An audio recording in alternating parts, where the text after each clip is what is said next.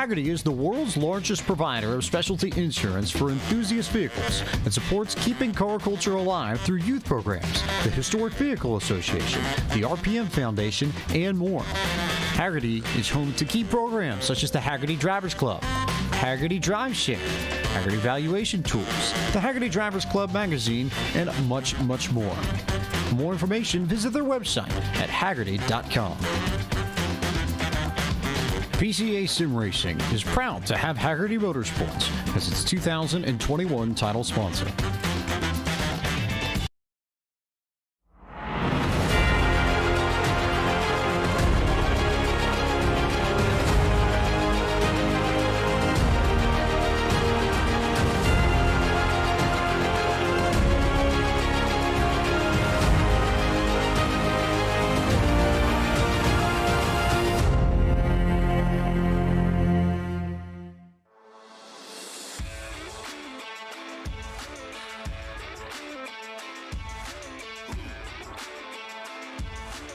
Virginia International Raceway presents a challenging lap. Elevation change, curved braking zones, and blind apexes abound. Wednesday's race drove home the difficulty level by showing the pitfalls as well as allowing the truly skilled to shine.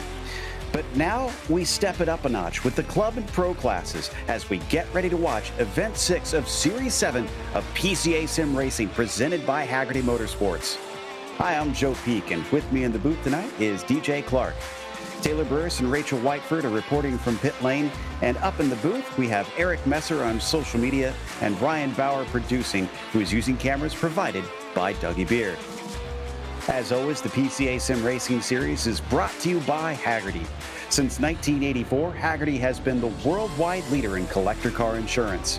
Everything they do is geared towards enabling and enhancing the experience of automotive enthusiasts and making sure that the vehicles we all love and the lifestyles that revolve around them don't just survive, but thrive well into the future. Services include the Hagerty Drivers Club, Drive Share by Hagerty, the shop, and much, much more to fuel car culture. Hagerty, let's drive together. Drivers are going to be trying to drive together around this track, but before we get there, why don't we introduce our viewers to this classic course?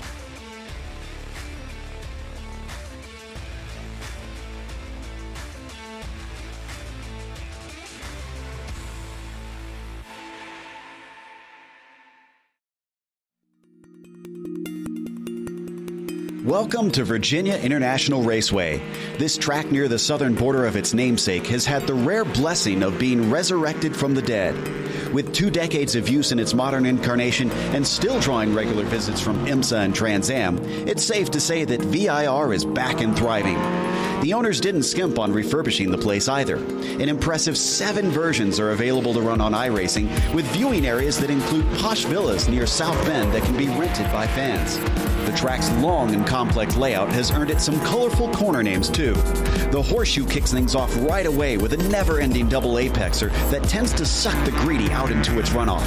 Later on, fast cars lacking downforce are sent through the terrifying climbing S's and spit out of the steep drop of South Bend. Of course, there's perhaps the most famous turn of Oak Tree, which has sadly lost its eponymous flora in real life, but is retained here in the virtual world. Let's not forget one of the scariest obstacles at the end of the lap, the roller coaster. The incredible speed drivers carry up into this blind braking zone is what causes it to require such immense bravery in order to get the most out of a lap. As you'd expect, the high number of corners makes passing rather difficult. Add in the fact that many of them are dangerously swift, and track position can wind up being a major factor in races. With the picturesque backdrop of the Appalachians around them, fans are not left wanting when they come to watch drivers face off at this historic track. It's no wonder the circuit has found success in its second chance at life.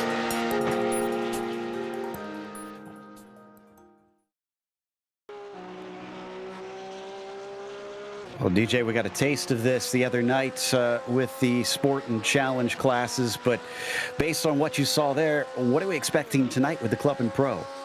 Well, Joe, we are going to expect a race where drivers have got to be very, very careful. VIR is an old school track. That means there's not a lot of runoff. And if you so much as tickle the grass with your tires, you're going to find yourself in a world of hurt. We saw some of the biggest areas of concern really coming up through NASCAR Bend and the left hook. That's that sequence right out of the first corner, as well as the snake and the rising snake. We also surprisingly saw a lot of issues for drivers coming up over South Bend. That was one of the biggest areas where we saw drivers just losing control of the car. Now, that said, there are some good areas for overtaking, primarily the first corner going down into the horseshoe, as well as the tricky braking zone coming on the backstretch and onto the roller coaster. But the one added concern here tonight is track temperatures are very, very hot, 125 degrees on track. And so that means this could be a virtual skating rink out there, and drivers are going to have to be all the more careful as to not make a mistake. Absolutely. And, well, hopefully they can keep it on the track here in qualifying, because if they go off the track, then obviously that completely discounts it. So you need to try and stay at least a little bit within the margins. And Michael Patterson, I see, just set a time. One of the last to get his first laps in. Put him up to 18th that time through. I believe Gary Reese is going to be the next one across. He's already set his first time, good enough for 12th. And here we see him coming down to the timing line, which is actually more up to the timing line here, up the hill and around this slight bend, past the tree, and unfortunately, he does not improve. Looks like Patrick Gilles does. He goes up to 16th, and they are now just flowing in across the line. Indeed, Logan Grando moved his way up. I see Oregon coming into 12th, J.R. Gregory up into 10th. Terrence Tong puts in a good time there. Stephen Kemp into 18th, and Jared Roadheaver into 19th behind Kemp. Lacroix coming up to it. He sits in 4th right now, has about 4/10 to make up to the pole. Curious to see what he can do as he gets bumped down further by a few cars, but his second lap gets deleted. So he is not going to be able to find anything more in this session. We now head to Travis Brody, and his first one was a 49.3. Second one, a 48.9, a big improvement. That's up to 6th for him. It does indeed. That's a good lap there for Travis. We're now watching Stephen Kemp there. Remember, he's currently down in 18th right now, hoping for a little bit of a better lap as he works his way up through that rising snake. Very, very tricky. Here comes South Bend. Remember, Joe, I said a lot of drivers losing it there, specifically on entry. And while they didn't really hit anything because there's just grass to the inside of there, it just set them way, way off. I just saw Michael Patterson, by the way, putting in a 17th best time as of right now. But it looks like Steven's able to put in some good laps there, or some good times there, rather. He'll be hoping to improve on that 19th. Gets just a little bit of a rest here up the backstretch as we come back to Nielsen in 7th place. His second lap took him into 1:49.1. They only get 2 laps, don't forget, so he's essentially just doing some practice at this stage. One of our onboards here today, as we watched his camera, Hayash has not set a time. James is actually on his first flyer right now, and does he have time for 2? Yes, looks like he should be able to get around for this next one, but it will be a little bit tight, so we can't dilly-dally. Let's see what the number 26 has underneath him. Is he going to be starting close to that back end of the grid? 49.2 is certainly going to put him in the thick of it. That'll be 9th place. That's a great lap there for James Hayash, and he's still going to be working his way around here. He'll have just enough time to get one more in. We're going to see if there's anybody else that's going to be coming over as of right now. I see Will Waldron coming across the line. I believe this is a flyer for him, so let's see what Will's able to do. Hasn't been able to put in a time here quite yet. That's a 2:06. Maybe an outlap. And yeah, indeed, that was an outlap for Will, and so that means he is not going to be able to set a time here. So he is now effectively starting from the back of the grid. So Hayash is now our only driver that can set another lap out on the track right now. Everybody's got at least 2 on the board. And we check out Terrence Tong here. Currently put himself into 30th. He's another one that's just getting some practice in as he comes around Oak Tree. Yeah, and that Oak Tree corner, Joe, not only is it an incredibly tricky corner, it's technically a double apex right-hander, but it has a decreasing radius. It gets tighter and tighter as it goes along, so it's very easy to run past the outside when you get to the exit of it. So you've got to get the timing exactly right, but if you don't, not only can you find yourself in a little bit of problems in terms of running off into the grass, but it'll also mess you up for the long run down the backstretch. That is absolutely crucial to get right if you want to try to make a pass down into roller coaster. So doubly important around here at VIR. All right, James up into the line. Is this going to be quicker than that 49.2? Could he get up into row 4? No. He is going to stay on row 5 with a 49.8, just a little bit slower. And the grid is set. So that gives us a chance to head over to our championship standings here for the club class.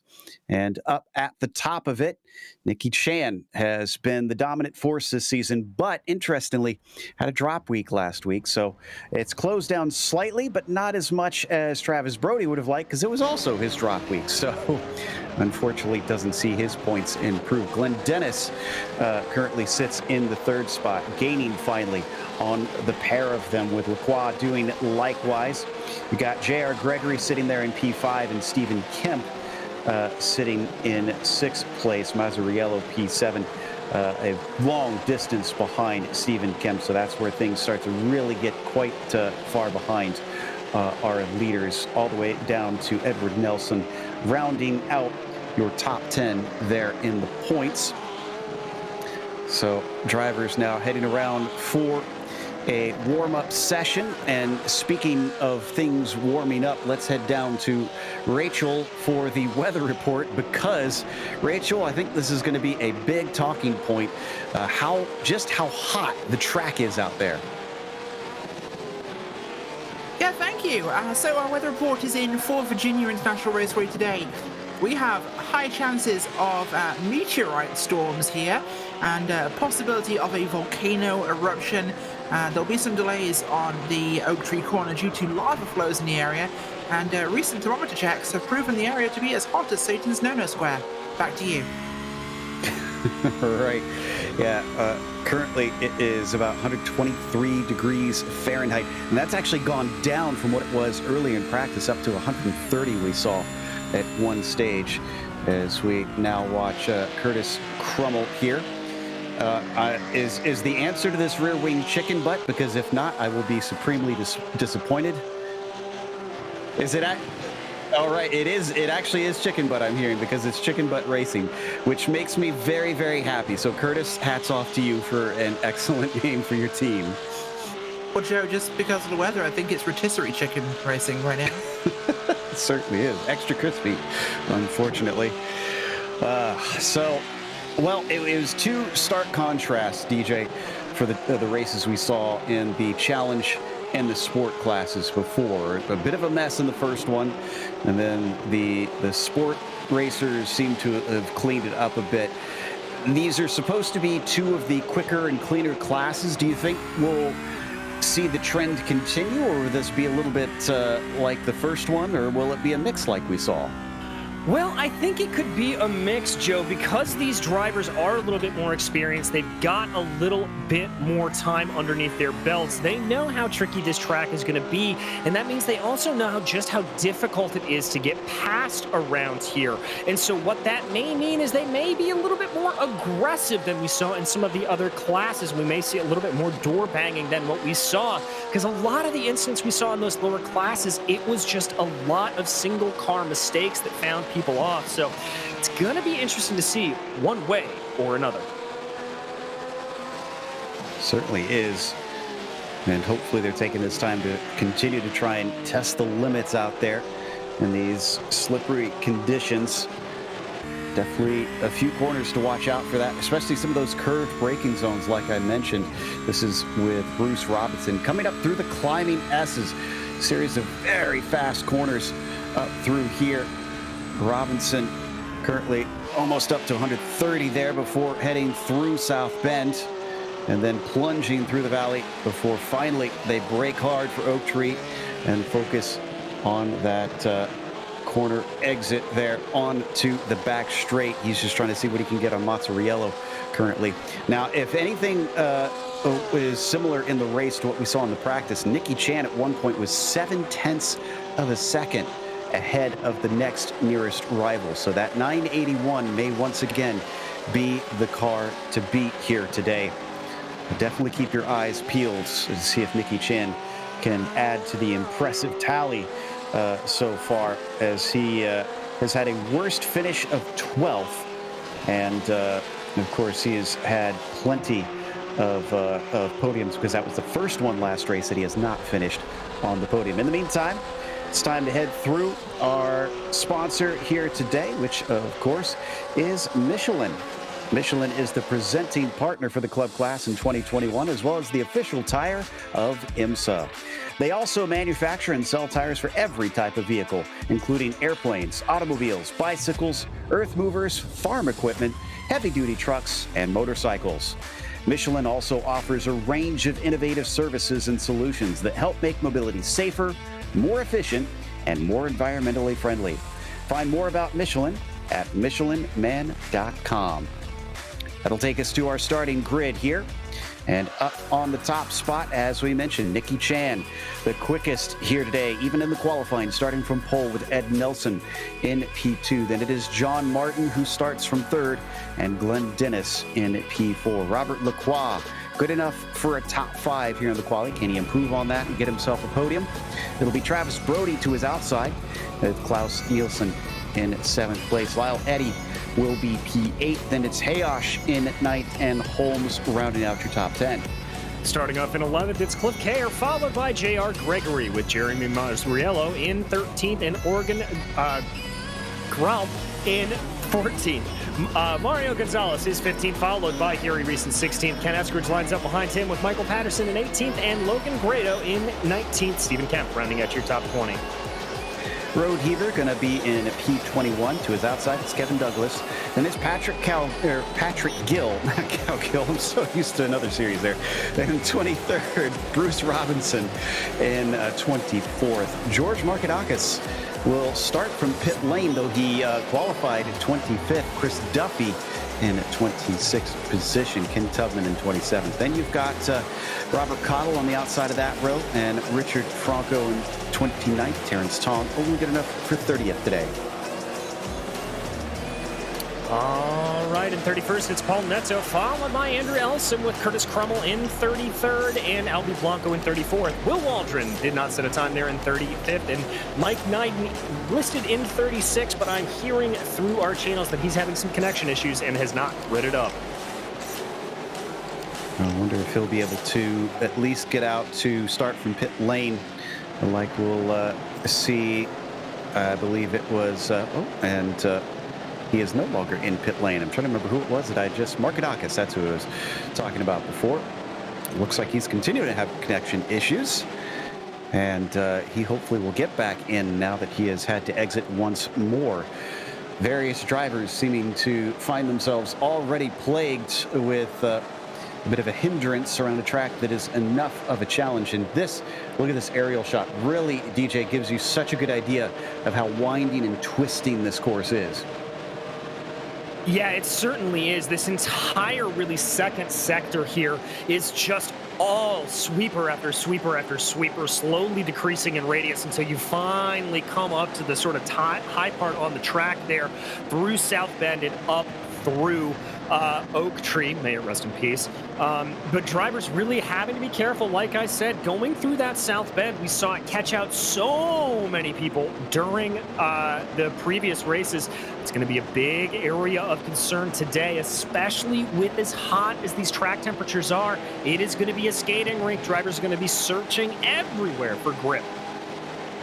Yeah, Rachel, let's say you've got all the drivers in front of you before the race starts. You can only give them one spot that they need to watch out for based on what you saw on Wednesday. Which one are you warning them about? That's not fair. You can't just tell me I have to give one section, because based on Wednesday it was most of it. But realistically, the biggest place to watch out for here, I think, will actually be coming out of turn 2 into 3 and approaching NASCAR. That is going to be the real hot spot in this one. All right, well, let's hope everybody is able to make it through on lap 1 with so many cars around. Now you got to tiptoe your way through there, especially before the tires get up to temperature. And then after that, you don't want the tires to get any more temperature. Out of Hogpen now as the Porsche pace car leads Nicky Chan and co.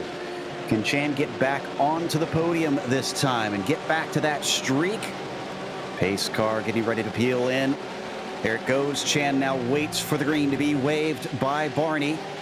Looking for it, and there it is. It is early this time. Chan is on it, and Ed Nelson gets a decent jump. He's going to start falling back, it looks like, behind them. Glenn Dennis already being challenged by John Martin, but he's no longer alongside him. He breaks deep as the front two go a little side by side down into the horseshoe. Behind them, little bit of a checkup, but not seeing anything huge. Couple cars are spun. Yeah, it looks like in the back there, that may have been Reese and Patterson. Potentially, I'm seeing maybe Cottle as well down in the field. But most of the front runners here are able to get out and on their way with no problems. Okay, so into the snake. And looks like Chan is through clear. Nelson falling back a little bit. Dennis is close behind by about 0.3 of a second to Ed Nelson. And then from there, you start to get a bigger train of cars. Now through the climbing S's and into South Bend. Not seeing any more issues like we saw there into the horseshoe in the back of the field. Let's head down to Rachel, who had eyes on that. Rachel, what's the scoop? Yeah, so he did. Logan Grado decided to put it up the middle, 3 wide there, coming into that first corner, which caught out Gary Reese. Reese ends up sideways across the track with Grado sitting there looking at him and waving through the windshield as we actually had a whole track blockage there for a moment as the entire rear half of the field was stuck behind that logjam. I'm glad it didn't go worse in that case. Coming up to the roller coaster. Ooh, a little bit of a look to the inside from Ed Nelson. He's feeling feisty on lap 1. Doesn't produce the position. But DJ, he's clearly got track position on his mind. Yes, he does, and I think that's a good first lap move for Nelson here. You see he lost a little bit of ground to the car in front, but at the same time, you just need to get that into your head. But, oh, you better watch out because here comes Glenn Dennis. They work their way down into the horseshoe. Dennis could maybe try for a little bit of a crossover here. He's going to try to take the long way in later, apex on the corner and try to carry momentum. It's not going to get him past Nelson at this point, but this is very, very quickly developing into a little bit of a three-way race up front. Well, and right now, Glenn's biggest fan is probably Nicky Chan, wanting him to continue to hound that 996. Look behind them, though. That green and white 128, that's John Martin, who is also approaching. You're right. It's becoming bigger than just the first two battling for the lead here. They're all kind of gathering Nicky Chan back up. Not sure if he's trying to hold off a little something to keep that rubber underneath him or what, because he certainly looked much quicker in the practice. Yeah, he certainly is. He may be trying to conserve his tires a little bit out here, Joe. That is going to be a big thing to consider. Remember just how hot it is. And those tires are going to get very, very toasty. And the biggest thing about these GT tires is that you do not want to overheat them. It'll take a couple of laps as we watch Robert Lacroix trying to make a little bit of a move here, trying to work his way forward on that orange Porsche. In fact, he's lost a couple positions since the start. He's down in 7th. Looks like Eddie might offer up a spot. And Lyle just got on the radio to say, go ahead. So he's not going to fight this most likely. Breaks a little bit early. Thankfully, he doesn't give up 2 because Nielsen was close behind. Yes, he was. We're really seeing a lot of these trains starting to develop out. We ride on board with Nielsen right now as he tries to work his way past Eddie. So you can see Lacroix there up ahead of him. Working. They're going to come onto the main straightaway now. This could be a good area to overtake, Joe. Is Eddie going to lose 2 in 1 lap? Is Nielsen going to go for this? It doesn't seem quite close enough to me. Yeah, indeed. And back to the racing line, Lyle is going to hold him off at least for the time being. Looks like we had a pass between Gregory and Brett Holmes for 11th as we now ride on board with JR. It's a simple pass to the inside there into the horseshoe. A little farther back, Ken Eskridge here. Ooh, and a peek to the inside from Roadheaver. That's the purple machine you see in front. He is harassing Mario Gonzalez in the 777. These three very tightly packed together and not much of a place to go, but it's a great exit from Roadheaver. He lifts anyways. Yeah, but for Roadheaver, he's not really going to have an opportunity to get by here until they get to Roller Coaster, unless he wants to be super, super aggressive. Oh, problem with Nicky Chan. Sorry, Nicky Chan is off in Oak Tree and trying to get back to the circuit. I'm trying to see if there's much damage, and it looks like the hood is missing.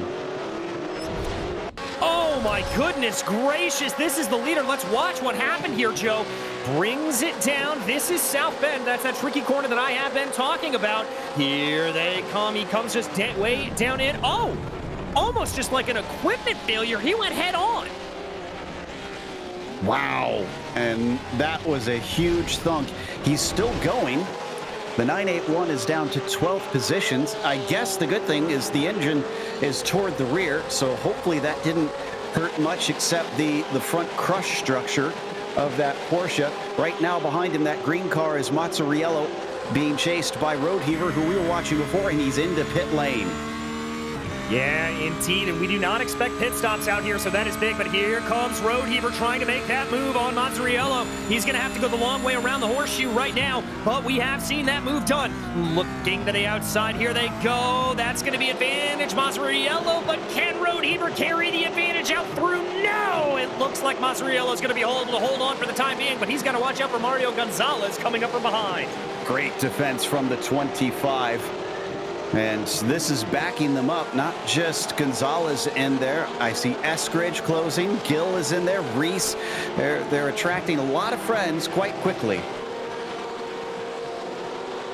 Everything just exploding here very, very fast, Joe. We now right on board with Ken Eskridge, who is back looking at Gonzalez. You saw what that checkup did. Here they go, spreading out a little bit as they climb up through the climbing S's. Hearing over the radio a little bit that Nicky might have had something wrong with his pedals, which is incredibly unfortunate. Around Oak Tree, once again, Mazzariello looks like he gets a decent exit. We jump back down to 19th. Patterson, who is giving chase on Robinson in front as we look through his windshield. Indeed, is Patterson there, just kind of a sandwich in there between Robinson and Douglas as they go along. You can see the effect of the draft as they crest over the hill on that backstretch. He's gaining, but not enough until they get into that braking zone.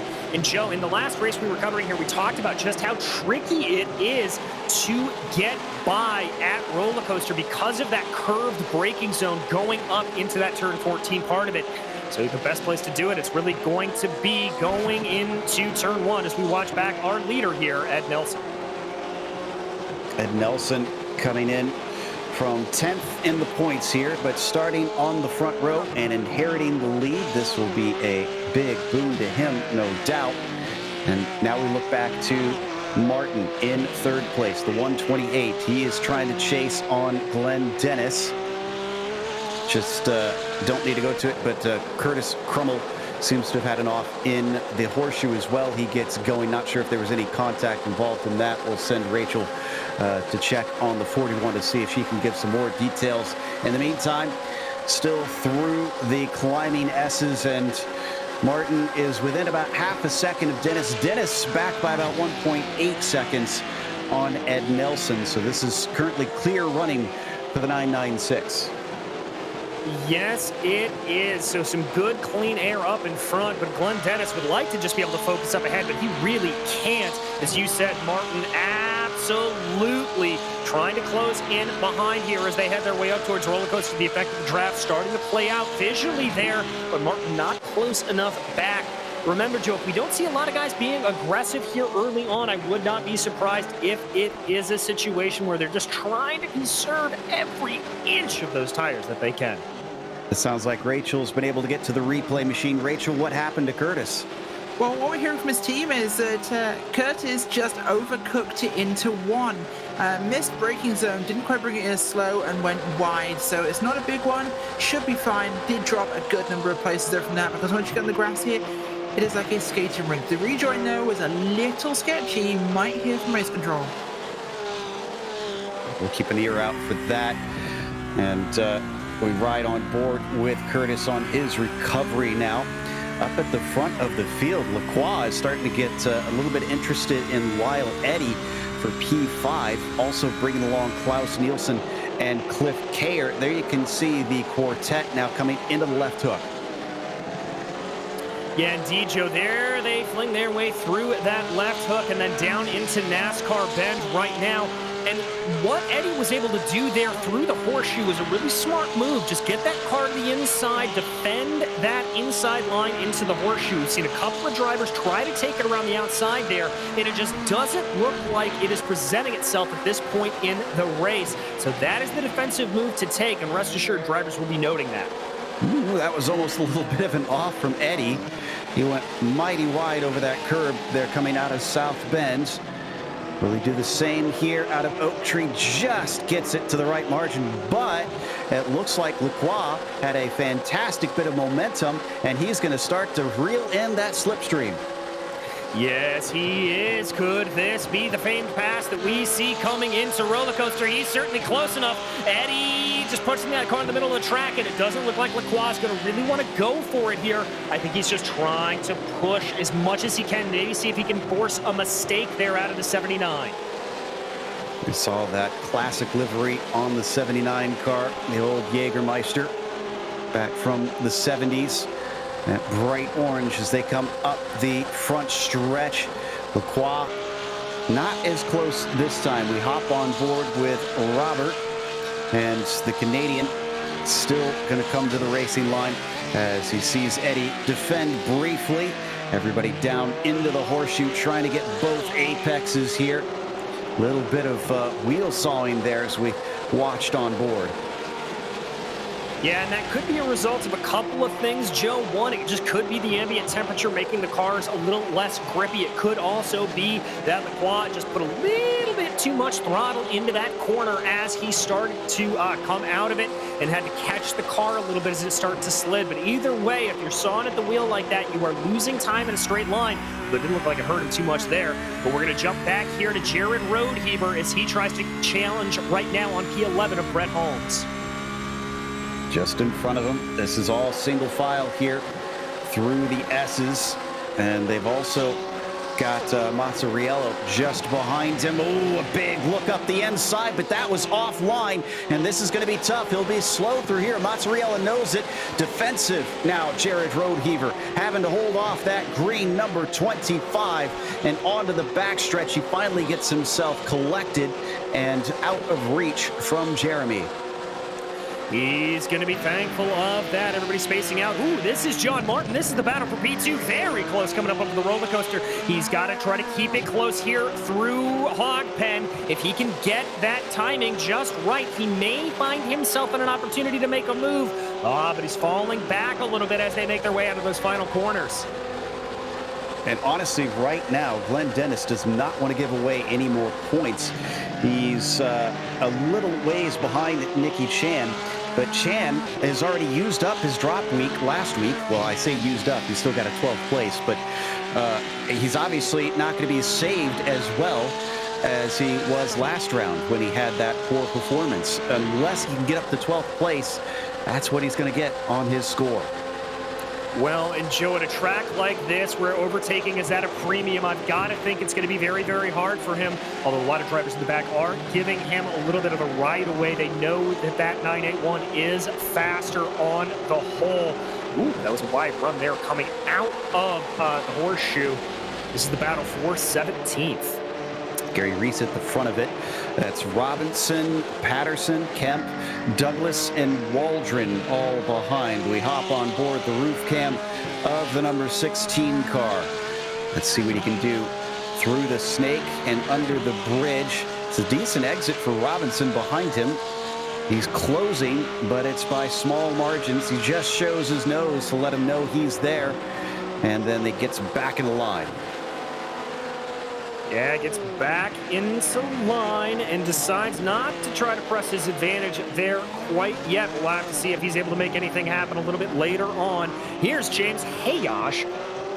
He had a little bit of a spin earlier from what I'm hearing, Joe. Yeah, I think it was almost contact with Gregory, if not actual contact. Let's watch this. If it was the lightest of touches. Look at this. Loses it, I think, maybe with a touch of the grass. It was hard to tell from that angle. Let's give it one more look. Yeah, I wonder here if this is a situation where he had to brake a little bit early. Yeah, I don't know if that's contact or not, but the contact certainly didn't cause it. It was definitely from braking. And Lacroix is slow. He's gone off on his own through hog pen. So he gave up 3 places. He had just gotten past Lyle Eddy, and unfortunately, Eddy, Nielsen, and Kayer all just streamed by with ease. And Rachel, you were talking about this earlier. This is a perfect example of the huge expanse he finds himself lost in. Yeah, it really is, and unfortunately, it's going to be that way. Never mind the fact this track is extremely hot and therefore quite slippy. It's going to bite these guys. One of the big things is, with this being a rear-engine car, if it starts to get a bit loose, it can be an absolute mammal to get hold of in a very hot track. Now, these guys are experts at handling Porsches, and we see some amazing driving from them, but it certainly puts them at a less of an advantage, shall we say, in that regard, just with how hot it is here and how much elevation change we've got, which can upset any car. It's that pendulum effect that we hear about so often. Once it starts going, very tough to save.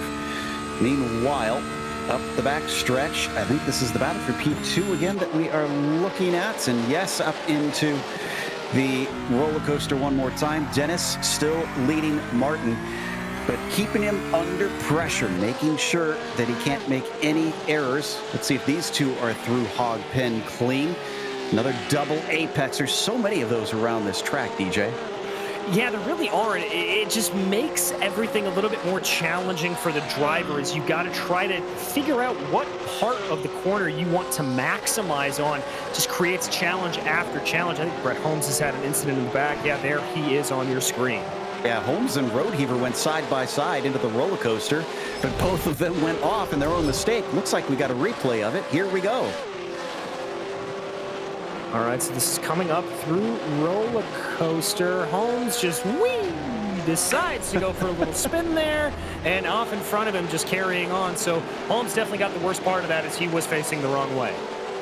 Yeah, Roadheaver just kind of going wide, returning to the track, losing a couple positions, but both of them definitely suffering from the mistakes, at least a little bit in terms of position. Thankfully, not with damage. Cliff Kayer back in 7th place, up from 11th on the starting grid. So 4 positions from where he began this thing. Next up for him is Nielsen, who's frankly a little bit less concerned with him. That's Lyle Eddy just in front of them. Yes, it is, and this is a little... Oh, you can hear those rear tires sliding around, Joe. The temperature's just getting to them. It has dropped a little bit. It's down to 119 degrees on track, so still hot, but not nearly as hot as it was. Oh, Roadheaver didn't have enough of the grass. He just went way off in the south bend and actually returns to the track a little bit awkward, just in front of Bruce Robinson and then Michael Patterson. Thankfully, no contact. Roadheaver gets back in 18th, and this, unfortunately, has become one of the more expensive lawnmowers he's ever had. Yeah, and that's a little bit different than what we saw from a couple other drivers who lost it through South Bend. That was just carrying a little bit too much speed there, and it's one of the problems as you climb up the hill through those rising S's of 7, 8, and 9. If you get offline at just one of those corners, it will affect you through the whole rest of that sequence, and you will find yourself out to the inside come South Bend. Well, Roadheaver getting some practice for the iRacing Porsche Tractor Series up someday. But unfortunately, he is Going to have to wait a little longer before that gets released as we come back into third and second place. Glenn Dennis, the car in front of us that we see, on board with John Martin in the 128. This is a pressure cooker battle. And we say this all the time, DJ, but this is one of those races that might not look exciting from the outside. But if you understand what's going on inside that cockpit, this has got to be nerve-wracking. Oh, for sure, Joe. This is exactly the kind of that was John Martin played it fast and loose with the grass there on the inside, running into the oak tree. Here they come around, waiting to see if he can get the speed back on. It didn't look like Martin was able to get the run there out of oak tree that he would have liked, but Glenn Dennis still having to withstand all of this pressure, and they've got to be a little bit careful. Travis Brody is only about a second and a half behind. If these two get engaged in a very, very heavy squabble, Brody could jump on the pieces. Certainly could. This is one of our best fights up within the top 10, along with the likes of Eddie and Nielsen. Both of them have been remaining within about half a second for the majority of this race. Onto the main straight they go. Doesn't look close enough to me. We come back to Lacroix, now on a recovery. And he's into 12th. This car in front of him is Ken Eskridge right now in the 777. Yes, it is. He's been stuck behind Eskridge for a couple of laps now. Eskridge, though, gets a bad line out of Hogpen. This could be the opportunity that Lacroix needs. Eskridge moves to what will be defensive come the time they get to the horseshoe, but Lacroix's got a little bit of overspeed here. He may be able to carry it down. They dive down into the corner. Eskridge just has a nose ahead, but later on the brakes is Lacroix, and position gained. All right, that's P11 for him.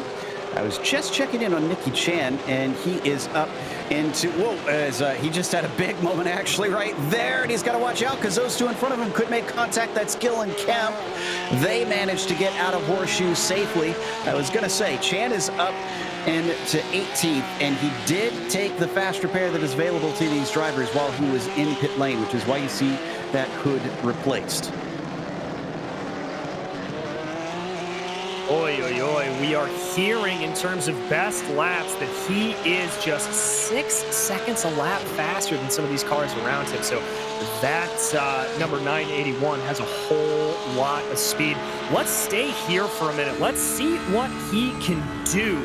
Remember, this is Stephen Kemp and Bruce Robinson directly ahead of him. They're in their own little battle, but I think Nicky's going to dispatch him here pretty quickly if he knows what he's doing.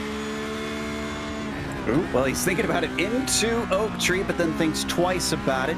All he needs is a great exit here, and he should be able to try and slipstream by, but it's not quite what he was looking for. Well, you said earlier, DJ, it is tough to pass here, and this is really giving a good example of what you were talking about. Yeah, well, one of the things that makes it particularly difficult is the fact that where a lot of these drivers can gain time. Praise he doesn't get collected, and that's one way to get two positions. It's the easiest way to pass. Just let them take each other out, and Chan now up into 16th. Well, it's unfortunate for the two other drivers, but Gilles going to keep going, it looks like. And this is just getting a little too close together up into the roller coaster. Side by side into there is usually a very sketchy proposition. Oh, he's into the grass too. Yeah, I think that was a little bit of an over-eager move. That door was always going to close down no matter what happened for Patrick Gilles. He's at least able to get that car back under speed and keep going.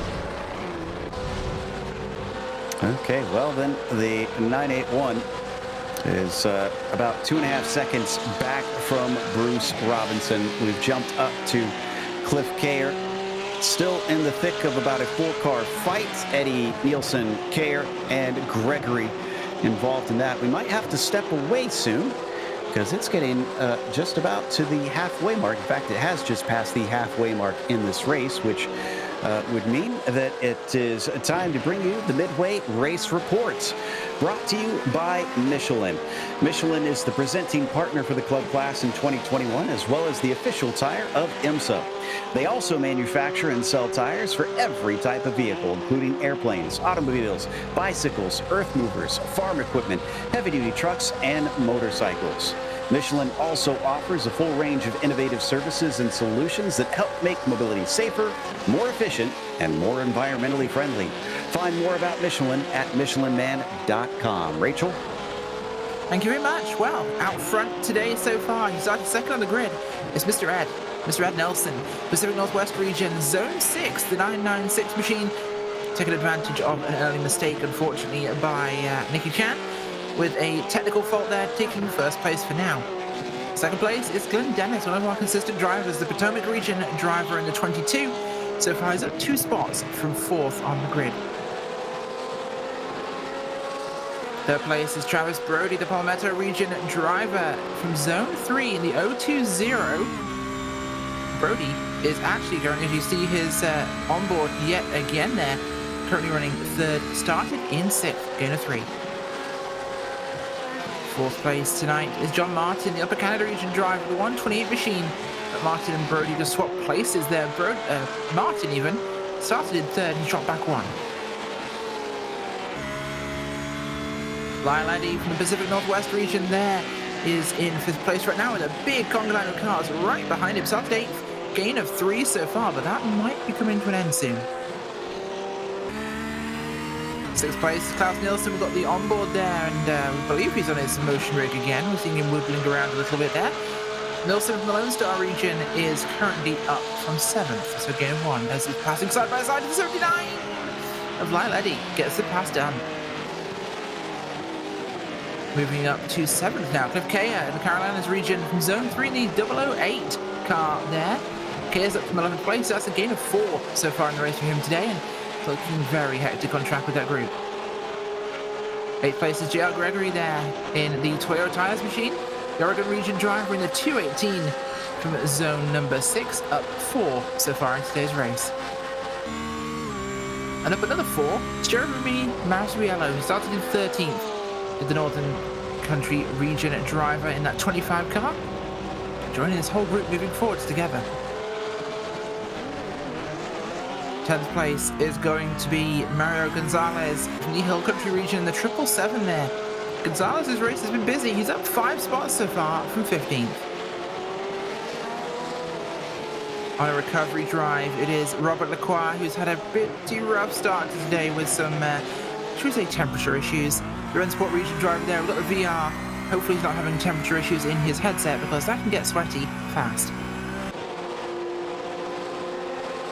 12th place tonight is going to be Ken Eskridge from the Hardy-Dixie region in that 6 machine. Ken is up from 17th, so that's gains of 5 for him today. James Hayosh is behind him in 13th, the Southeast Michigan region driver in the 26, down from 9th so far. 4 places lost in today's race. Track temperatures may be playing a factor for him. 14th place, Nicky Chan unfortunately started on pole. Nicky had a technical issue early on, which ceded the lead, but the Upper Canada region driver is fighting back right now and is up so far to 14th.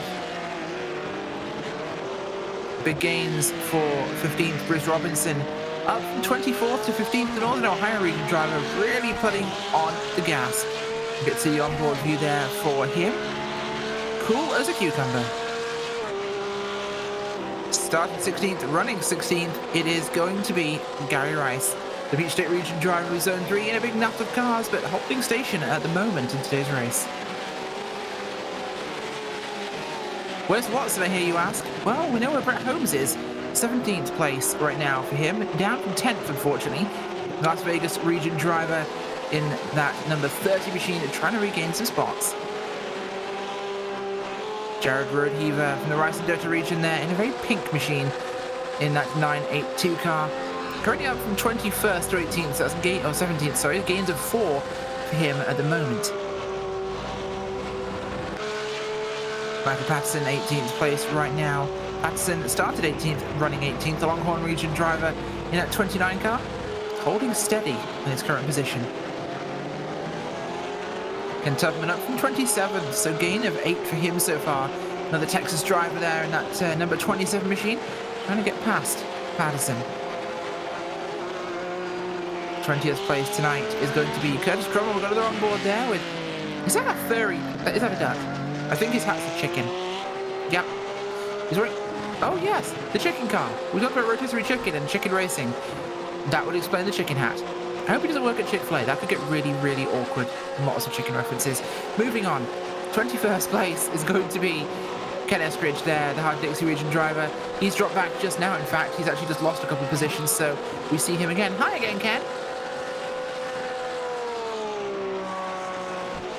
22nd, Kevin Douglas there, the Rice and Dota region driver in the 810. Putting some work together. Douglas started 22nd, running 22nd. 23rd. Oh, rejoining just to the side there. Andrew Elsom, Peach State region driver in the 54 car from zone number 3. Elsom started 32nd, so last really of our running cars, nearly. Up nearly 9 places. And that is Will Waldron from the Hudson Champlain region in the 20 car. Waldron started dead last, 35th. He is up to 24, so gain of 11 for him today. 25th is Richard Franco, the Potomac region driver in the 173 from zone 2. Franco started 29th, up to 25th, so gains of 4 for him. 26th is Logan Grano from the Golden Gate region of zone number 7, being chased here by a very hungry 37 machine. Grado started 19th, currently running 26th, and here we have Stephen Kemp right behind him, the Nordstern region driver in the 37 car, chasing down him, and we have the MPI rig wobbling all over the place there. Pretty sure that's him rather than being a motion rig. Might want to get a wrench. 27th, Andrew Elsom, the Peak State region driver, he just dropped back as well. We saw him a moment ago, but he's now dropped all the way back to 27th place. Not an ideal situation for him, but trying to find some spots again. Started 32nd, currently 27th. 28th place today is going to be Robert Cottle, the Intermountain region driver from zone 9. He started 28th, he's running 28th. 29th place tonight is going to be Terence Tong. Onboard camera there with a nice Porsche in the background. Although I can't be sure if the camera's off angle or the Porsche is. Maybe an existential question, but Terence started in 30th, gain of 1 so far. 30th is Albie Blanco in the Carolinas region, zone number 3 in the 911. The car number everybody wants, I think, in this series. Started 34th, up 4 spots so far in that Rothmans machine. And here we get to our first lap down cars. 31st, Chris Duffy, the Florida Citrus region of 924 from zone number 12. He is currently down from 26th. Had a rough day so far. Paul Neto, the Upper Canada region driver in the 31, down. Although technically up 1 from 32nd. It's been a rough day for him, but he's definitely keeping that car going.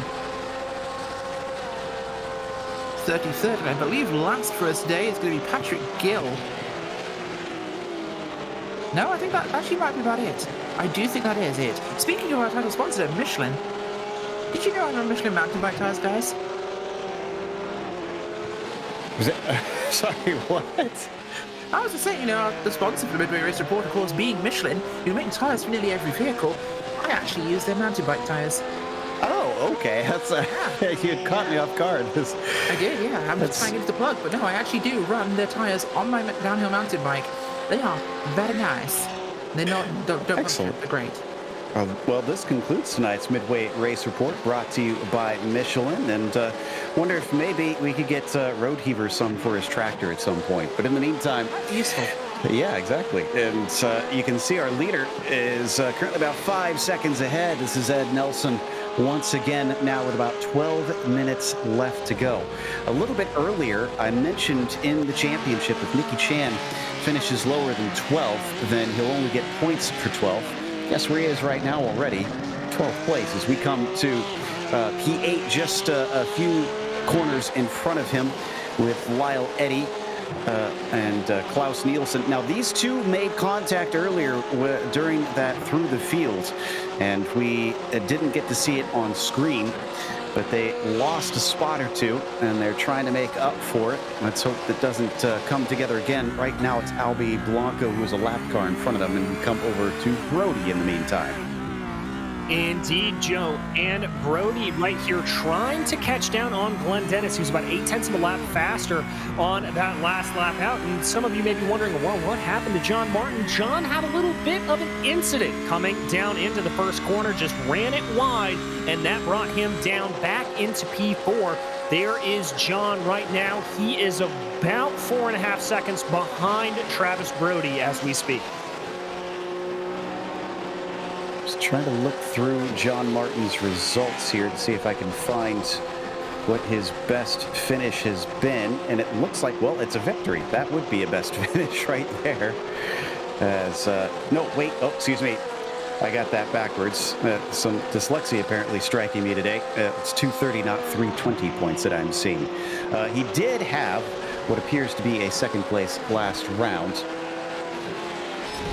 We're going to take a replay of what happened to the 04, though, in the meantime. All right, so this is coming through the snake. Oh, just, oh, ow! Whoa, and the 911 car having a miraculous escape there. That is heart in your throat stuff. That's Blanco, who's already a lap down, so he's just trying to keep a bad day from going worse. Here's his perspective. Sees it start, sees it continue. That is a decision. Oh, and he does make contact with the wall, unfortunately. I was going to say that's a decision between a rock and a hard place for him. And unfortunately, he did get rocked a little bit by that. We come back now to the 996. And it is up to 5.2 seconds ahead of Glenn Dennis. Glenn not really able to respond much over the course of this race, but a second place will still be quite handy, especially considering his main rival right now in the points, at least in this race, is Brody, who still sits behind him. So if he can keep Travis from gaining much more like he did before, he's still sitting pretty. Well, I don't know, Joe. Travis was about 0.3 of a second faster on that last lap, and that gap is starting to hover around a second. So Travis Brody here in the 020 machine, clearly on a charge right now. They start to expand out a little bit on that long back straight gap, hovering at about 1.3 seconds. This is certainly doable for Travis Brody. I think you're right. So now down to 8 minutes left to go on the clock, and the laps do take a bit to get around here, just under a minute 50 even for our fastest drivers. Looks like Crummel's had another off as we go to Lacroix. He is now chasing Mazzariello just in front of him for 7th position up into the roller coaster. And he does appear to have quite a bit of pace over this green 25. Indeed he does, and remember, Robert's on a bit of a recovery drive here, that early off, sending him back down through the field. So he should be able to get by Jeremy based off of what we think of qualifying pace ever alone. But we will have to see here as they streak down the start-finish bending straightaway here, and he starts to pull into that draft, going down into that braking zone. Better line there, it looks like, for Lacroix, but Mazzariello able to hold it out for at least a little bit longer. I'm kind of wondering if before this race is over, they might be visited by another driver who is on a charge, and that's Nicky Chan. As we come to Hayosh, a little bit behind Chan. Nicky up to 10th for those wondering on that progress. This has been phenomenal from the 981, the way that he has sliced through the field. Yeah, indeed. It's really, really impressive. And so this means that this race will more than likely count for him. Knock on wood if you're a fan of Nicky Chan. Like to just try to gather up as many points as humanly possible. And now we jump back to Hayosh. This is him trying to close in on Klaus Nielsen right ahead of him in that purple Porsche. Into the climbing S as they go with some damage on the back. That wing is not to spec.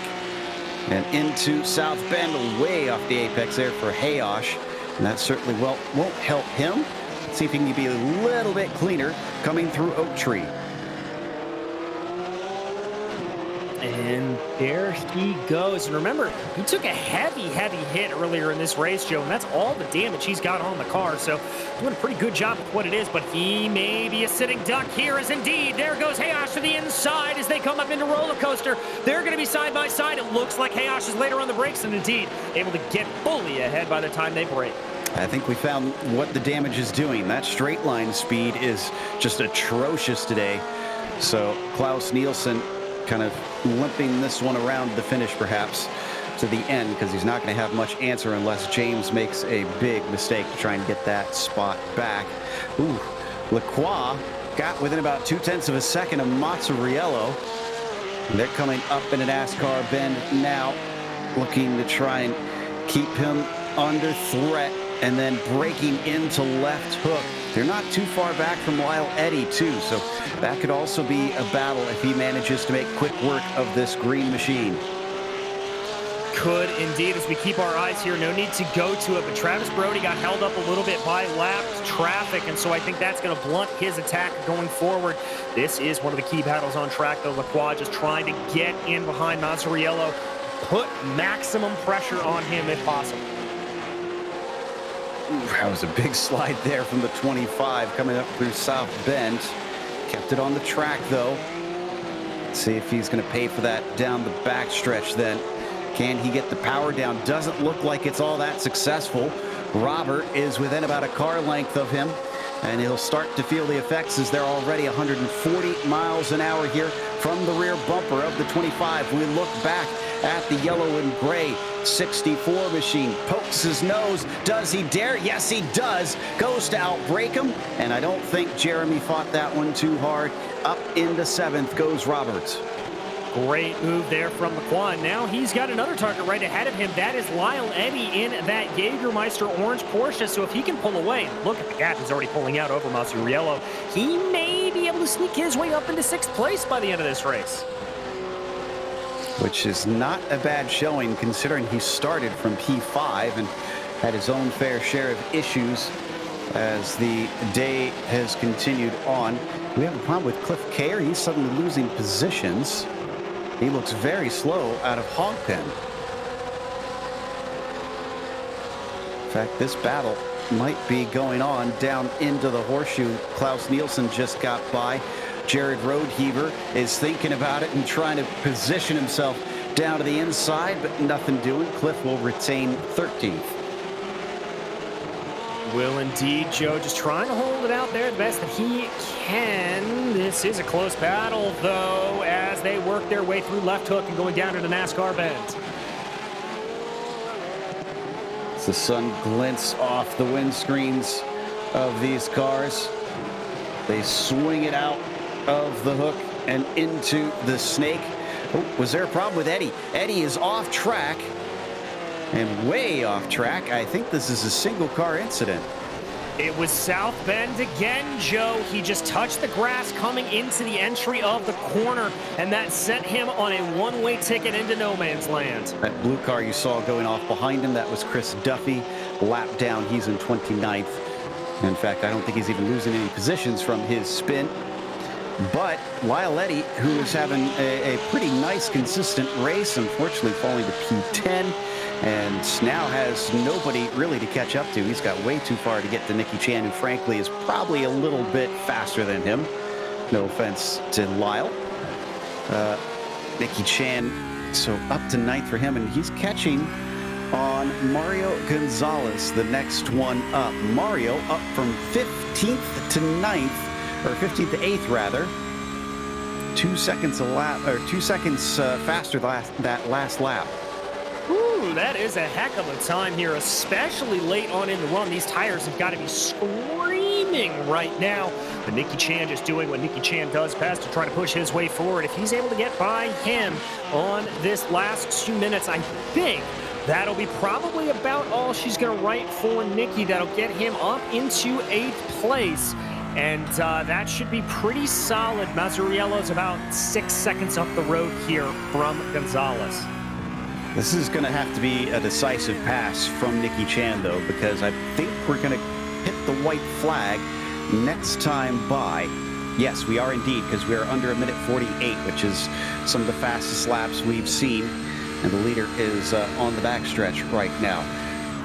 Coming up into South Bend. That was very slow, and Nicky Chan knows it. And so does Gonzalez. He didn't really fight that one at all.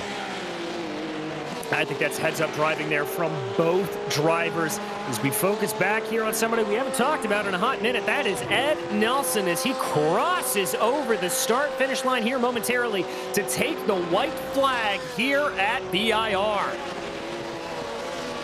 Wow, Ed Nelson, who saw himself get a second place in the first round, has since seen at least one podium finish and the second race of the season, of the series, and then from there hasn't really impressed, hasn't been, I think, within the top 10 since then. So this is a return to form for the 996, and certainly is not under threat here at this stage. You know, you could say he lucked into that win, but man, his pace right now and the fact that nobody has been able to touch him, to me, says this is a well-earned win. Yeah, indeed. VIR really is one of those tracks where, Joe, you either love it or you hate it.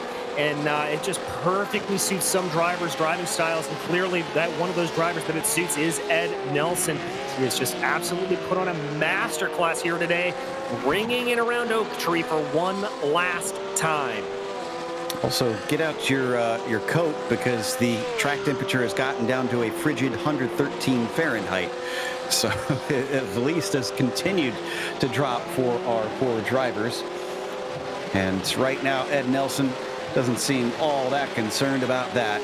He does have a little bit of lap traffic in front of him. Stephen Kemp, Robert Cottle.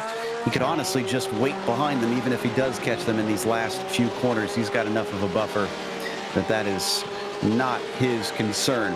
Out of Hogpen, Ed Nelson is going to get his first win of the series here in the 6th round at Virginia International Raceway. A commanding drive there from Ed Nelson. And behind him, about 4 seconds back, is going to be Glenn Dennis crossing the line. We jump back to the battle for P5. This is Robert Lacroix, who's been able to close into the back of J.R. Gregory. Only a couple of corners here to go. We come on to the main straight. I just don't think he's got enough. And that's going to get him 6th place. How about Nicky Chan?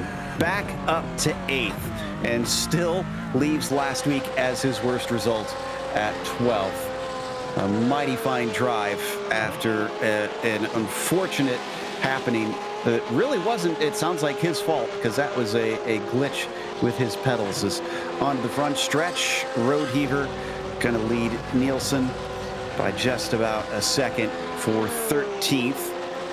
And then I think there's a battle for 21st, but that might be our last one. This is on board with Gary Rice, and Richard Franco is the one in front of him.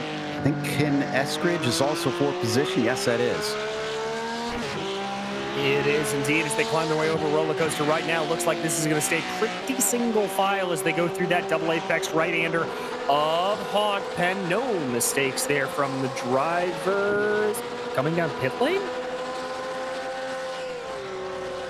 I am not sure, but I can tell you that Stephen Kemp is going to be, Gary, for some reason, in pit lane there at the end. What if he's trying to serve a drive-through penalty? If he is, he's unfortunately just going to have to take a time penalty, because you cannot serve it there since he crossed the finish line. Kemp is your last one to take that last lap. Here is our finishing results. Ed Nelson with the victory was ahead of Glenn Dennis by about 4.7 seconds at the line. Travis Brody does get a valuable podium, but will lose touch with Glenn Dennis in that points championship by a couple more points. John Martin, it could have been a podium, but his mistake cost him. He finishes 4th. J.R. Gregory from 12th to 7th. Well done, sir. Robert Lacroix back up to 6th, one down from where he started. so not too bad, but could have been better. Jeremy Mazzariello will finish P7 as Nicky Chan, our pole sitter, recovered to 8th after his pedals failed him on the early laps. Mario Gonzalez was P9, and Lyle Eddy rounds out your top 10. Coming home in 11th, it was James Hayosh, followed by Cliff Kerr with Jared Roadheaver and Klaus Nelson behind them. Bruce Robinson was 15th, followed by Brett Holmes, with Michael Patterson in 17th and Kevin Douglas in 18th. Will Waldron was 20th, and Ken Eskridge rounds out your top 20. It was Richard Franco in 21st, who started 29th, so he also was up 8 there. Grotto was 22nd, with Terrence Tong going from 30th to 23rd, 32nd to 24th for Andrew Elsom. Then you've got Stephen Kemp, P25, Gary Rice in 26, and last driver on the lead lap was actually Robert Cottle, who also seems to have come down into pit lane on that last lap. Ken Tubman was 28th, and Curtis Crummell 29th, and it was Chris Duffy in 30th position.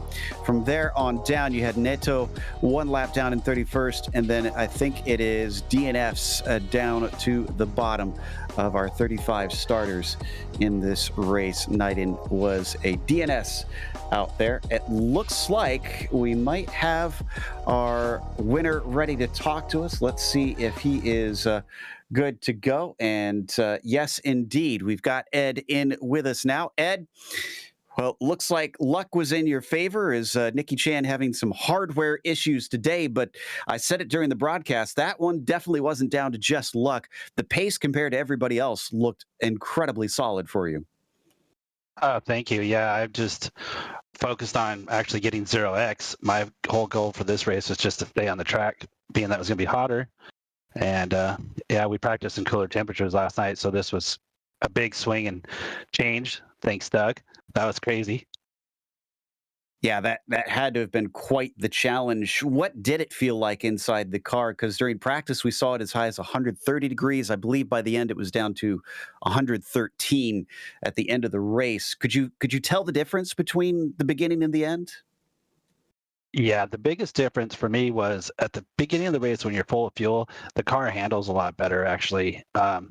As the track cooled off and the fuel bled off, the front end got really light. So I started overdrive corners and I had to back it up because I saw Glenn starting to click down the relative there, the gap. So I had to back that up a little bit. This is a bit of a return to form as well. 2 podiums at the start of the season, or the series rather, and then we hadn't really seen much of you up at the front, at least at the checkered flag for race 3, 4, and 5. Do you feel like you can rebound now that you kind of got your mojo back? Yeah, I had some tough luck after the first couple of races. I had, somebody had a hardware failure and took me out at Fontana, and I feel like this is kind of what I needed to get back up with these guys. They're all really fast guys, Travis, Glenn, Nicky. So it's fun to be up here up front with these guys. Well, who helped make today's win happen for you? Yeah, I'd like to thank Joe Stiffel, Dewey King, and Jacob. All the guys that practiced with me, put a lot of hours in with me to get me up to speed. And thanks to Hagerty and Michelin and all you guys and PCA. Well, thank you very much. That was Ed Nelson, our winner here today. And finishing in third, it was Travis Brody. DJ has caught up with him.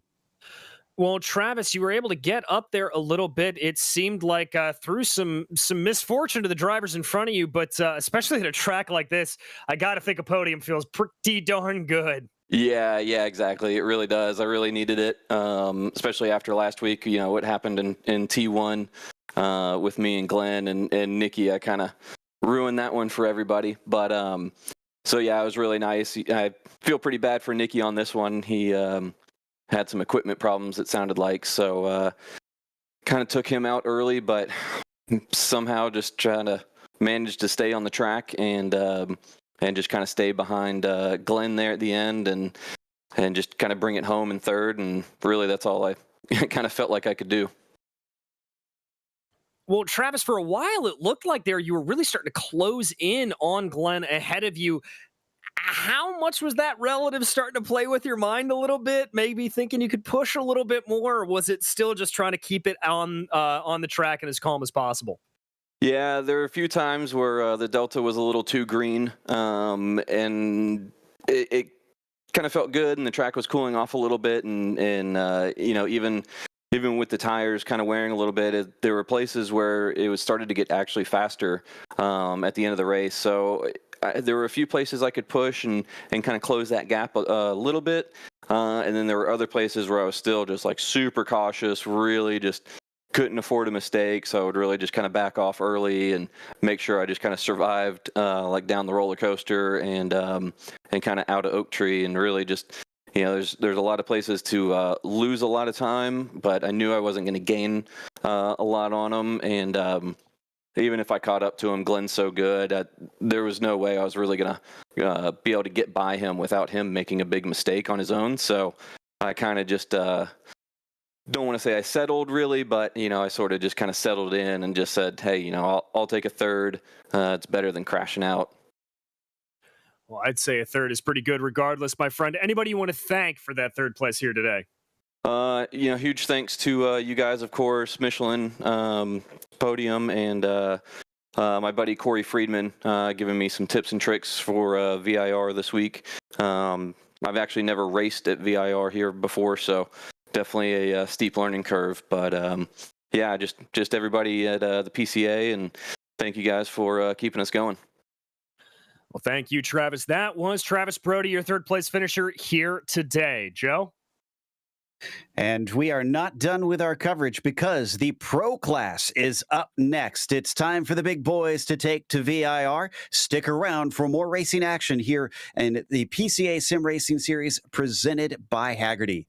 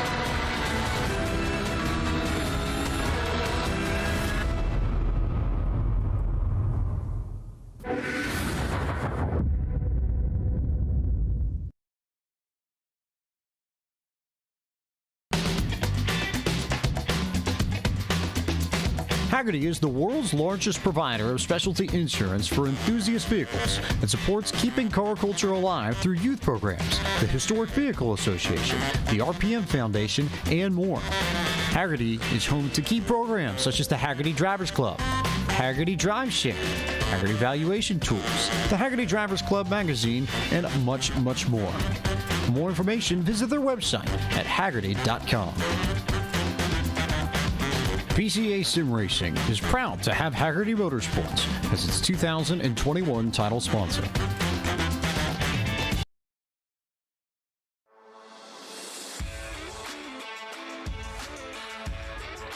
Welcome back to Virginia International Raceway. We are getting ready to watch the Pro Class race here in just a moment. And after the action we saw down with the club class, I am sure we are in for a treat. But first, before we get to that, we need to check out our championship situation, which is fascinating because look at the points difference between Peterson and Amorim. They have been on each other. However, both have missed a race, so they don't have any safety net. Kostanek back there in third is a little ways behind, but certainly not out of it himself. And he's also taken a win this series. Justin Sang, another little jump behind. Christopher Pies looking very quick today, and he has been quick in recent races as well with 2 podiums to his name. So wonder if he could be a threat for getting a first win. Meanwhile, Dyer, Schum, Brown, Craig, and Rose rounding out your rest of the top 10 here on our graphic. And that will also take us to our sponsor for today, which of course is Porsche. Porsche is more than a sports car. It's a way of life for all of us, and we appreciate their support of PCA Sim Racing as the Pro Class sponsor. With a recent sub-7-minute lap at the Nurburgring in the GT3 and the arrival of the all-new 992 GT3 Cup car to the U.S., Porsche's dedication to motorsports is stronger than ever. Find more about Porsche at Porsche.com. Time to go through our starting grid here today. Chris Pies on the pole out there with Rafael Amorim, less than a 1/10 of a second. In fact, barely less than half of a 100th behind him out there on the track in qualifying. Lee Peterson is starting from third, a little ways farther back. We'll be able to hang with them. We get to fourth, and it's Derwin Kostanek with Jacob Schum in the 5th position. Justin Sang a little far down compared to his championship spot, but he's still in the hunt. Starting from 6th at all will be P7, and the outside of row 4 is Chris Walsh. Then it's Lee Rutsidas in 9th, followed by Chris Braun in 10th. Starting off in 11th will be Dave Craig, followed by Jean-Paul Leno in 12th. Greg Fullwood line up behind them alongside Robert Rose with Rick Reisenberg in 15th and Joe Steipel in 16th. In the row behind them, it'll be Dewey Kang and Gabriel Albano with Julian Velez and Jonathan Schum rounding out your top 20. 21st goes to Stephen Chen, and Christian Rava starts in 22nd. Charles Yao, the last of our 23-car field. Every single driver managed to get a time on the board in this qualifying, so that should be at least representative of people's one-lap pace. What about over the course of the race? 45 minutes that you have to be fast, not just over a single lap. Exactly, Joe. And the biggest thing that we always talk about, we've been talking about in the past 3 races, you have got to minimize those mistakes as much as possible. Good news for the drivers out here, it is a little bit cooler than we saw in the last race, but that still does not mean that this place will not throw up plenty of danger zones over the course of the race. And here we see all of our onboards, and the googly eyes are back with Pies once again. That's always fun to watch. Let's see what kind of puns we can get out of ourselves today. And just going to try and prep the cars here before we go racing here for event 6 of Series 7. So with what we witnessed over the first 3 rounds, it's honestly, I feel like, continuing to get better and better for our drivers, DJ, and hopefully I'm not putting the commentator's curse on us with that, but I have a feeling drivers are going to have to be just completely on the ball if they want to get good results out there, both because of the difficulty in passing and just, well, the difficulty of the course in general.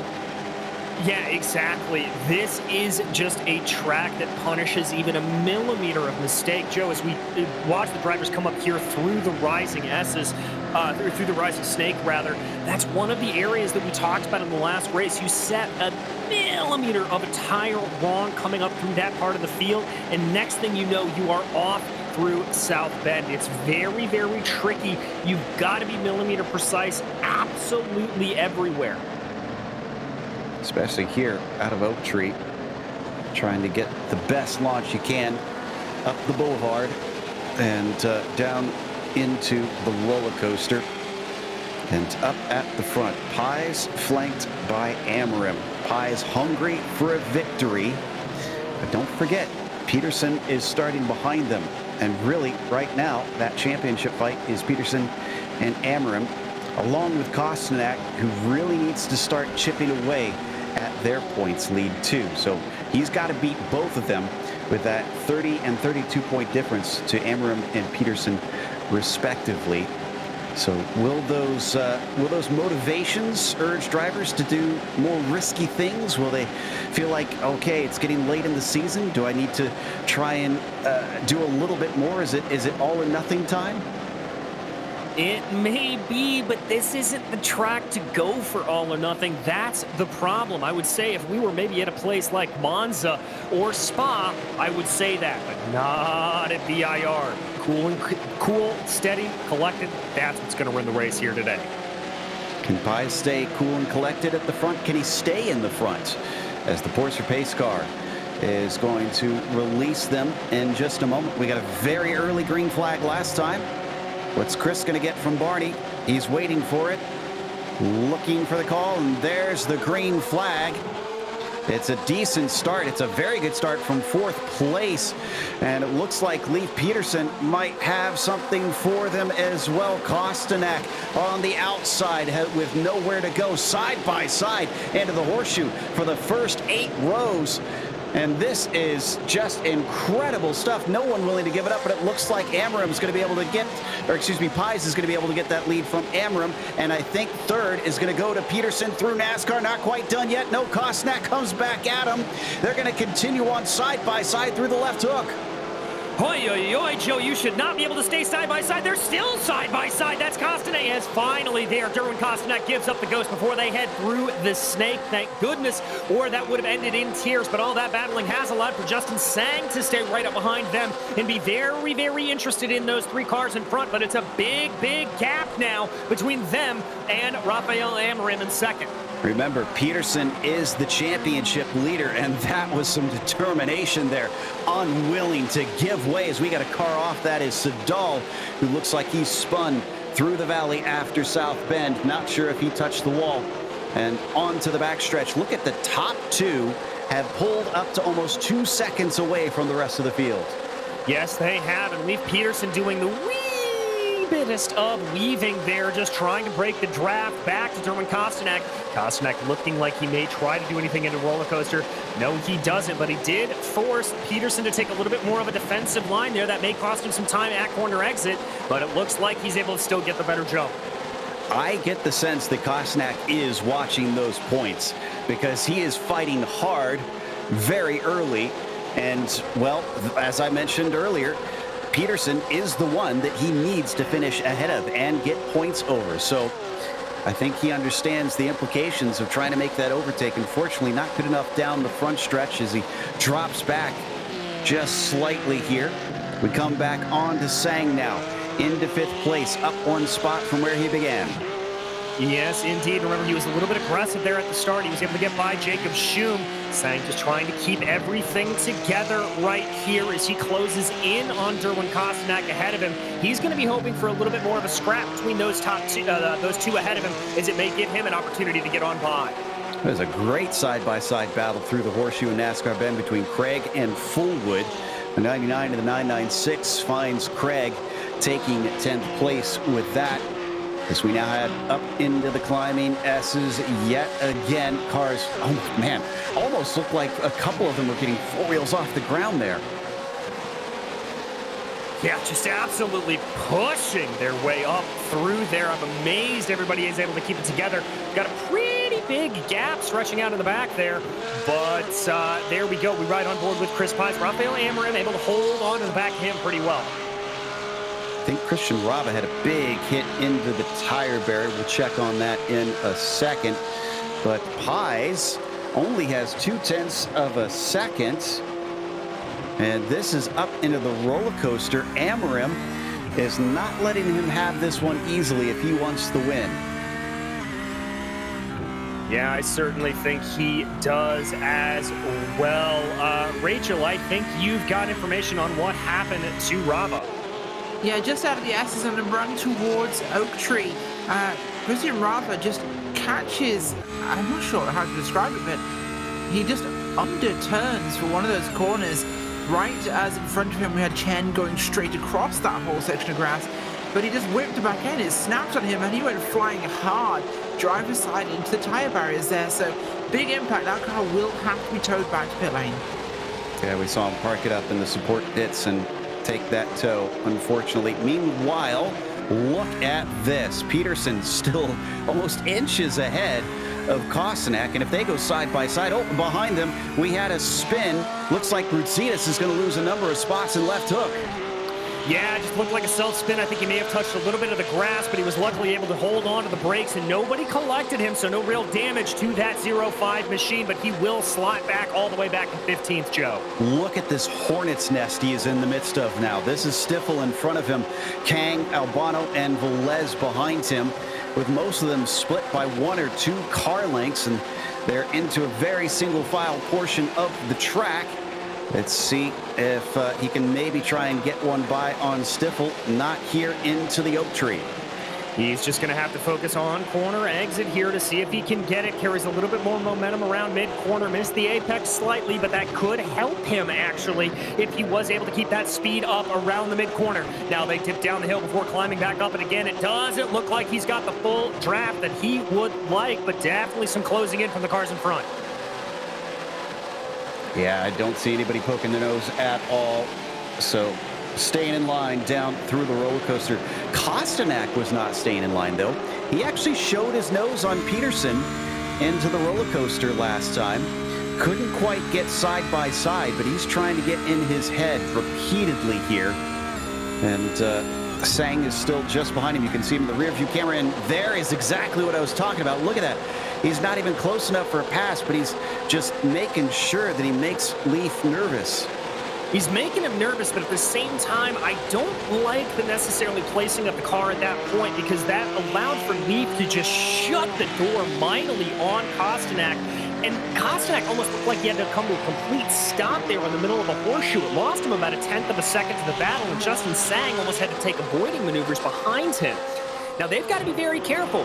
They're only about 1.8 seconds back from that leading pair. They can still catch them.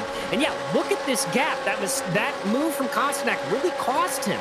He's down compared to where he was last time on this lap.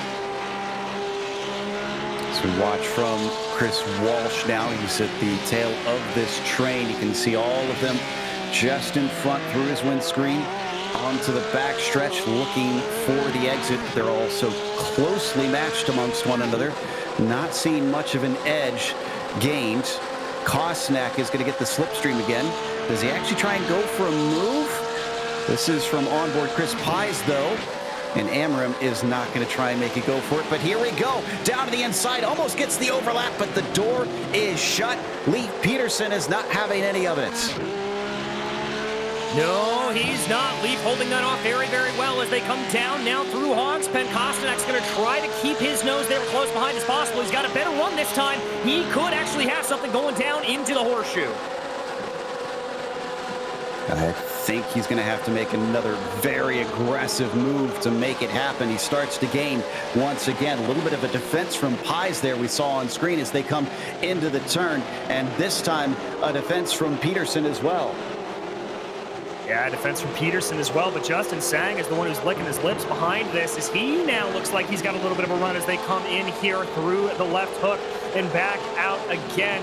Definitely looking good through NASCAR Bend as well. Behind him, he's got to be careful though. Jacob Schum not looking too shabby as well. This is a very, very close battle here. This is on board with Sang, and we're looking back from him at Jacob Schum, like you mentioned. We hop on board with the 56 car, just weaving up and over. Yeah, I swear with that curve, I'm seeing tires actually get in the air there. That is certainly 10/10 for a lot of these drivers here today. Out of the oak tree, who can get all 10/10 on this one? Schum looking for the exit. A little bit of dust kicked up, and that looked like an issue from Kostanek. Yes, it did. That's going to leave him wide open to an attack here from Justin Sang. Sang's going to focus nose to the inside as they come down the backstretch. They're going to be side by side as they go into the roller coaster. It's going to be a battle of the late breakers. Who's going to hold it out late? Sang tries to hold it out. Kostanek better on the brakes, though. Sang gets a little bit squirrely touching the curb, and Kostanek holds a little bit of contact. Just placed his car perfectly, parked it at the apex. Sang had no place to go. And this is costing them time to leave Peterson, who's probably very much enjoying this because he's already cut it down to about 1.7 seconds up to this battle right here as looking to the inside, or looking to the outside rather, that was Amarim. And Pies defending to the inside. If they keep doing that, Peterson will continue to chop away. It's down to 1.5 now. Yes, it is. That is not good news for the leaders, but Amarim definitely trying to pressure as much as humanly possible as they get going around here. There they are through NASCAR Bend. Both of those cars taking a big chunk of curb. Yeah, that gap is down to about 1.4 now, Joe, but anything can happen here. Well, I'm pretty certain that we're going to at least get a few surprises before this is over. We've seen very few drivers run perfect races around here. Yeah, look at him just hop over. Yeah, wheels getting very light. Can see a little bit of daylight underneath those cars. Coming into Oak Tree now. Our top runners onto the backstretch, but Pies still keeping himself at arm's length in the critical spots. Yes, he is, but just barely. This is exactly the kind of pressure withstanding that we have seen in this series. And Joe, frankly, this is exactly what I've expected over the course of the races here, is this kind of pressure and the ability to withstand it. As we watch Chris Walsh taking a little bit of a look to the inside of roller coaster. That is Justin Sang ahead of him. He's now getting involved in that battle between Sang and Kostanek.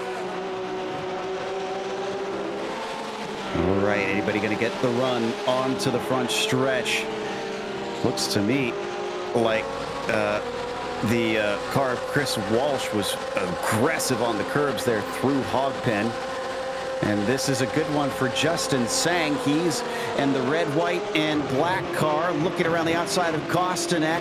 Kostanek defends into the horseshoe. Still no change of position.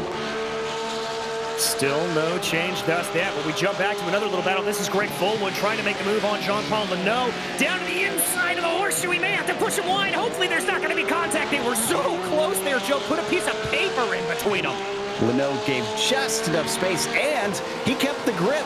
He didn't give up the spot. Fullwood has to hold out. Oh, but he makes the mistake into NASCAR Bend. Here comes Fullwood, but he is not close enough, and Greg is still going to be stuck in 11th. Great defense from Jean-Paul. Both situations could have easily handed over that spot. Yeah, very easily could, and that is the kind of defense you've got to be able to run through horseshoe. You don't want to take the inside line necessarily. You really just want to park your car directly in the middle and prevent an attack from the inside or the outside. That is truly the best way forward through there. A little bit of a run here on Pies, but I don't think he's close enough. Keeping an eye on Sang and Walsh, too, because those two look like they might have something brewing. Just over the crest, glancing the curbs, and no attempts from P1 and P2 to try and change those positions. Apologies to the rest of the field. I know we've been focusing on this a lot, but it has been tense, and it's just been flirting with something happening. In fact, Raphael with one of the better exits we've seen all race. Is this good enough? Will Pies defend? Yes, he covers off the inside just in case, but Amarim doesn't show his nose either. No, he doesn't, but he is definitely trying to keep that pressure up on Chris Pies. They're still holding out about a gap of 1.3 seconds to that battle behind them, but they are going to know that, ooh, that was a good run for Amarim. They're coming out of the horseshoe and down into left hook, trying to get anything going. Had a pass for 12th as Rutsinas just went by Stiffel. That was into the horseshoe. Nice textbook maneuver, outbraking him into the right-hander. Indeed it was. So that is one way to get on by, and that is one of the few drivers we've actually been able to see gets that done. We now ride on board with Amram. Wow, look at how much he is fighting that wheel coming up and over the hill. Oh my goodness. Just the tiniest of mistakes could end this in a heartbeat. And we have seen that in previous races this series. The drivers just giving up a great chance at a podium, sometimes wins even. And down the back stretch, once again, Amram just not close enough. Is that going to change as it gets nearer to the end of this race? We still got 30 minutes left to go on this clock. Yeah, we do, Joe, and I don't know how long my voice is going to hold out if they keep going at it like this. Just some great action. Everybody really duking it out up and down the field. Chris Pies there, as you can see. Leif Peterson starting to gap behind. I just noticed that he's got himself a little bit of a gap back to Kostanak, and he's starting to reel in these two leaders. Chris has to keep his eyes on the Pies here. The 18 needs to focus on his race. And right now, having a second car is certainly not going to help that, as I'm sure the nerves will continue to increase. But yeah, the pace of the 913 has been steadily closing in and making this potentially a 3-horse race towards the end.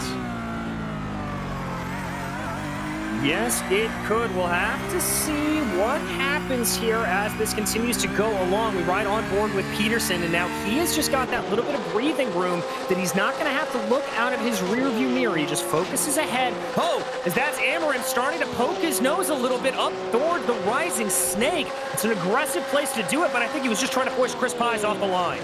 Yeah, he was very tight behind his bumper, and he figured might as well try and continue to pressurize him, see if he can elicit something out of the 18 car. This is where he really wants to be that close, and he is trying so hard to get the power down. I could see the tail just giving a little wiggle off of Oak Tree. Yeah, just that tiniest little wiggle, and frankly, that tiniest little wiggle there can cost you all of the speed in the world where it matters coming down this all-crucial straight. Meanwhile, behind them, Peterson is about 1 second back, so we lost a couple of tenths there on the straightaway. Both of them, all three of them, breaking down into the corner.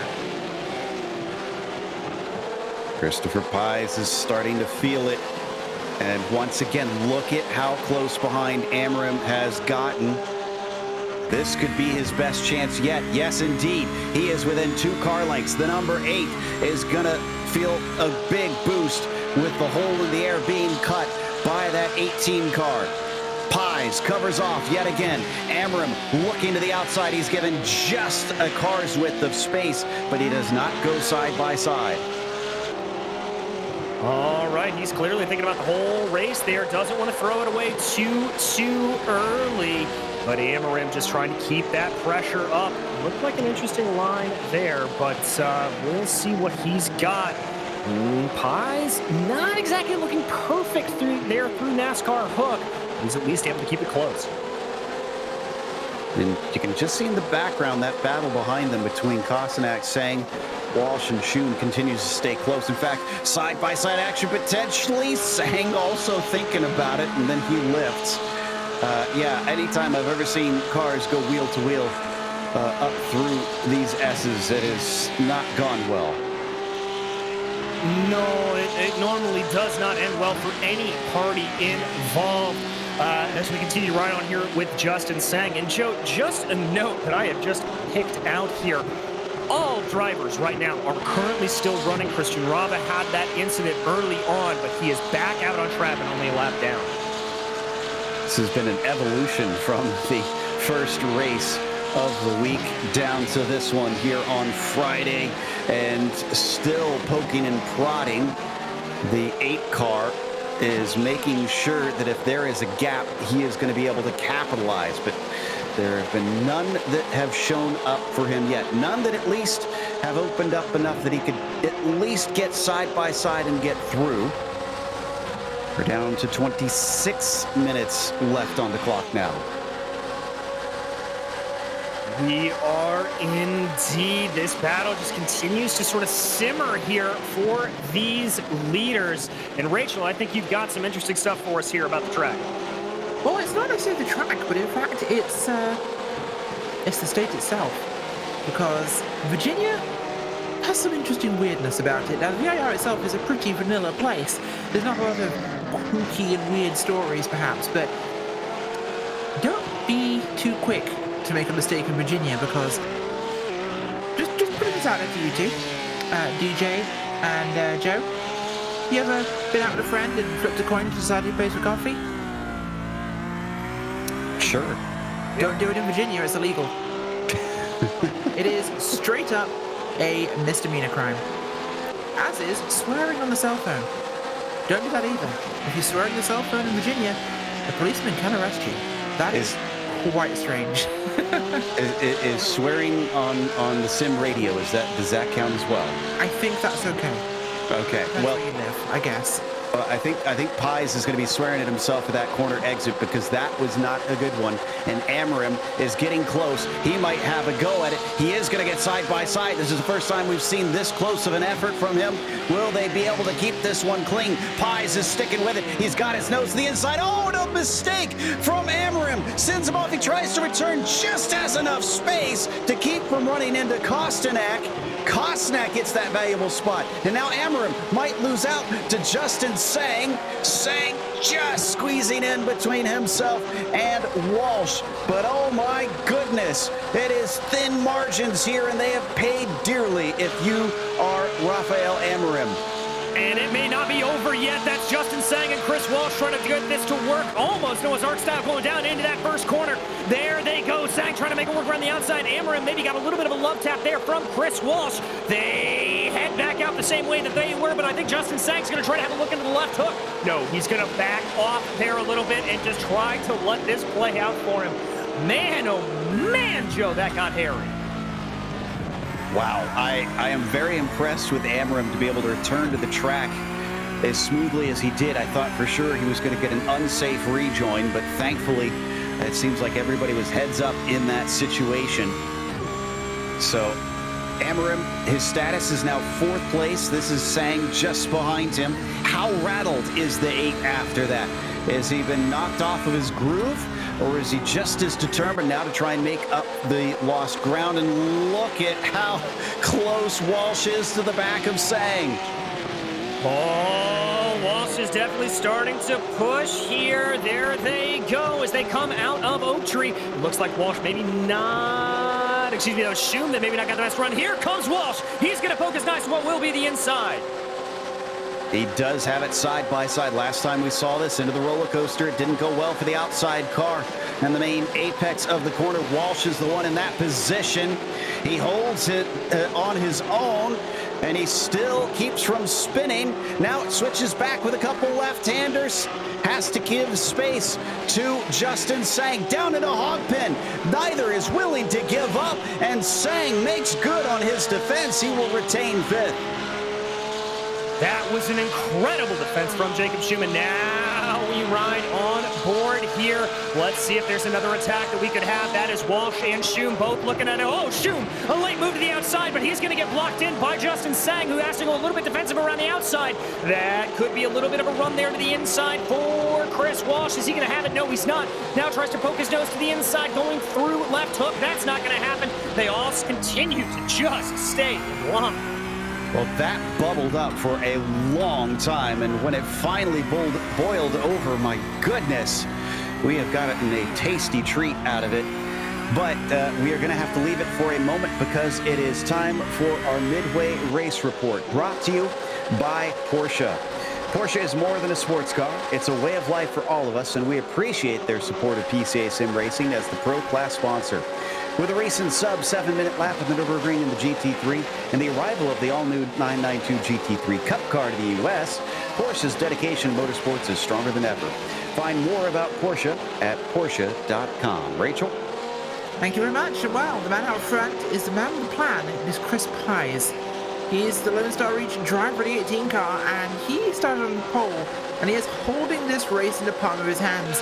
Many want to take it from him, but he's still got it, and the googly eyes are definitely helping. Second place tonight is Leif Peterson. Mr. Consistency, as Taylor calls him, in that Golf machine. The Maverick region driver there in the 913. is putting on a good job here, up one spot so far from third place on the grid. Third place tonight started in third. It's Derwin Kosnak, Wild Rose leading driver in the from zone 14 in the 190. Lost the spot here. Amarim, we just heard, has gone off here, so we're showing him there for the second, really, just to what happened. But I think it was a solo car moment. But we're going to fourth place now. Fourth is Justin Sang, the Golden Gate region driver from zone 7 in that 12 car. The RSO machine there is up 2 spots, starting 6th. Fifth place, Chris Walsh, the Carolinas region driver for the 104 there. Oh, the commentator's curse as he catches some excess curbing out of NASCAR and does a 360. Fifth place now, Jacob Schum, the Carolinas region driver, the 56 car there. What looks to be the mystery machine. P6 is Chris Braun in the northeast region of zone 1, the 258 car there, putting on some good work today. He's up 3 spots from 10th on the 4 now, from 10th on the grid, thanks to a little bit of a pirouette we just caught. P8 now, as we've already covered 7th, is Rafael Amarim after his little run-off in the last corner. Everyone wants to plough around this track. Let's hope he doesn't crash. The 8 machine from Peak State region is working hard. Down from 2nd, though. It's not been going well in the second half of this race. 9th place is Dave Crave, the Keystone region driver. There, we get a different camera angle, a little bit more forbidding and moody, very grimdark there, with just the light on his face, everything else in darkness. It's cinematic and moody for a charging driver who's up 2 spots from 11th. P number 10 tonight is going to be Greg Forward, the Delaware region driver in that 99 machine, pushing on as hard as he can here, up 3 spots from 13th on the grid in that 99 car. 11th spot tonight is going to be Jean-Paul Leno from the Mardi Gras region. That is a very Narlands name, I gotta say. Jean-Paul Leno, very good Narlands name. 6th car there, zone 5, as I'm going to rate people in order of that because I've got a friend from Louisiana. They always get very picky about things like pronunciation. Onwards we go, 12th place. Joe Stiffel, the Chicago region driver in the 003, getting it done today from zone number 13. Stiffel up 4 from 16th. P13 is Dewey Kang from the Metropolitan New York region of zone 1 in that very zebra-themed car there. The 32 car is up 4 spots from 17th, so turns out zebras are pretty quick. 14 is the Canadian Liam Radzikis from the Upper Canada region driver of zone number 1. The 05 car is had a bit of a rough one. Started 9th, down 5. We heard he's had a couple of moments with those tyres, so yeah, it's a track that's been biting a lot of people, unfortunately. The 15th position is Robert Rose from the Shenandoah region, which is very close to home here, in fact. The 443 machine. Rose is down 1 from 14th. 16th is Rick Reisenberg from the Diablo region in Texas there. Zone number 7 is the 4 car getting things done tonight. Reisenberg is down 1, unfortunately, from 15th. 17th, Gabriel Albano from the Gold Coast region in the 131 machine from zone number 12. He's up 1 from 18th. Julian Velez is in 18th place. The Northern New Jersey driver is getting his car to one shape or other. He's up 1 spot from 19th, but he's under threat from the man behind him. At his 19th place, Jonathan Schum there, the Carolinas region driver from zone 3 in the 97 there. He is trying to do what he can. He's up 1 as well from 20th. Behind them, down from 7th place, unfortunately, down 13 spots, the 55 car Matthew Sill. Lone Star region driver today has not been his day, I don't think. Exactly where he started in 21st is Stephen Chen from the Diablo region. The 14 car is having a quiet day, but at least he's not made a huge number of mistakes on like a couple of cars in this one, so you can at least count that. 22nd is Charles Yao from the Finger Lakes region of Zone 1 in the 17 car there. Starting 23rd, running 22nd. And as far as I'm aware, Christian Rafa is our last runner tonight. Rafa is unfortunately 1 lap down, the only car 1 lap down, and down 1 spot from 23rd. And now for some reason, I can't stop thinking of Scooby-Doo. Back to you guys in the booth. This concludes tonight's Midway Race Report, brought to you by Porsche. And once again, good timing on that one because Christopher Pies finds Leif Peterson now within half a second of him. Leif has been running him down that whole Midway race report and hasn't attacked him yet. Considering there's 16 minutes left to go on the clock, Chris has got to do this all over again with a different driver now, DJ. Do you feel like he may have learned something from trying to hold off Amorim, or is this going to be even harder with his nerves just all the more frazzled? Well, he'll certainly have his lines down, and he'll know where to position the car. He's sort of gotten the training, and once you get into that defensive mentality, it's hard to break. The difference is that he'll now have a different driver coming at him with different characteristics, and that will make it a little bit harder. Whereas Amorim may have wanted to go down the inside of the inside of the horseshoe, you saw there that Peterson was taking a little bit of a later apex, trying to carry momentum. He's not going to have all of Peterson's tricks committed to memory. Certainly not. And Peterson here has got some time to try and make this work. But he has yet to take a win this season. If I'm looking at his points, 2 second places so far in race 1 and last time out in race 5. Other than that, looks like he managed to finish on the podium with a 3rd place in race 2. So he is just as hungry as Chris Pies to finally stand atop the podium. And don't look now, but looks like Kosenak is also starting to catch as we come back to Chris Braun here in 6th place. This is a nice little fight between himself and Chris Walsh. Just a lot of Chris's out there today. Yeah, there really are, just trying to confuse us as much as possible. Walsh there just trying to close down on Braun the best he can. The gap is holding at about 0.6 of a second as they climb their way up towards roller coaster, so probably not a move there. And that is Rafael Amorim that you see in the back of your screen, so he's trying to catch up to them as quickly as possible. He was about 3/4 of a second faster on that last lap, by the way. Yeah, considering the margins they're working with, that is a pretty good gap as we come back to Villeneuve. He is in the midst of a 4-car battle being led by Craig. Fullwood's in front of him, but the closest car to him is behind. Joe Stiffel in the 003, trying to set him up, coming off of Hogg's Pin. We hop on board with Joe, but looks like he lost a little ground through that portion. Yes, he did. Trying to gain back up there a little bit is Joe. Is he going to be later on the brakes there going to the horseshoe? No, but he is going to take a later apex, it looks like. That'll keep him relatively close behind. Checks up a little bit, though, at the second apex. That'll cost him just a hair's width of time. Not fully able to catch back in. This battle's going to stay as it is as they work their way through the left hook. Let's stay here, but I saw Chris Braun, Walsh make a little wiggle at Braun. It's try and fake him out, so that one might get feisty here in a moment. So we'll break into that if that starts to erupt as we now turn our cameras over to there. Look how close to the back of him he's starting to get. In fact, within less than a car length down through there. And once again, look at that, having to go defensive into Oak Tree. It looks like Braun is going to cover him off. Chris tries to cross him up, but it doesn't work, and he doesn't get the exit he needs.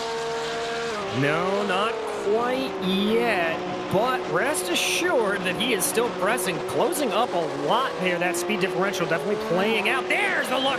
The inside, not going to make it work right there. Yeah, he is feeling full of verve right now. Meanwhile, here's Kosenak, and he has also caught Chris Pies. We talked about it before, DJ, at the start of this race. It's not just about being fast over that one lap like Pies was able to do to take that pole away. He's got to be faster than all of his rivals over the course of the whole race. And so far, it seems like the others have good, more consistent speed over multiple laps, but nobody's been able to overcome that advantage of track position. No, they really haven't. Chris Pies has just been able to hold this out the entire way through, but that doesn't mean that that rule is going to stay true the entire way. As I said, he hasn't had to fight off Leif Peterson yet, and Derwin Kostenak is another new entrant into this scrap, and so maybe the two of them together could have something here for the number 18. Kostanak, the only one of these three that have won a race so far this series. He took a victory in race 4 a little bit earlier. Oh, and things getting a little bit more tense as now Peterson has gone from attack to defense down into Oak Tree. And not only did that lose him time to the 18, but Kostanak is within striking range.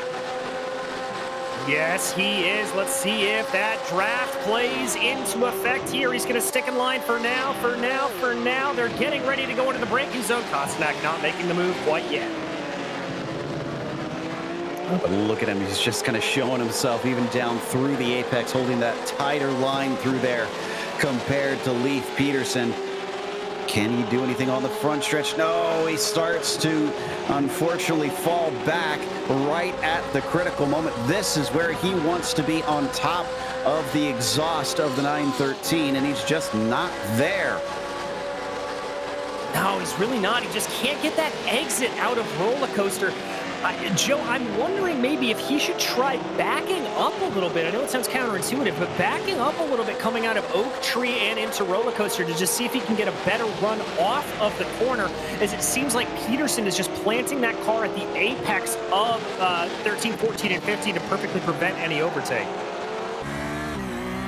Yeah, so far he's not been leaving the door open. We're going to hop on board with the 190. See what it's like with his helmet cam here, heading towards those climbing S's. And he is once again fallen back just a bit.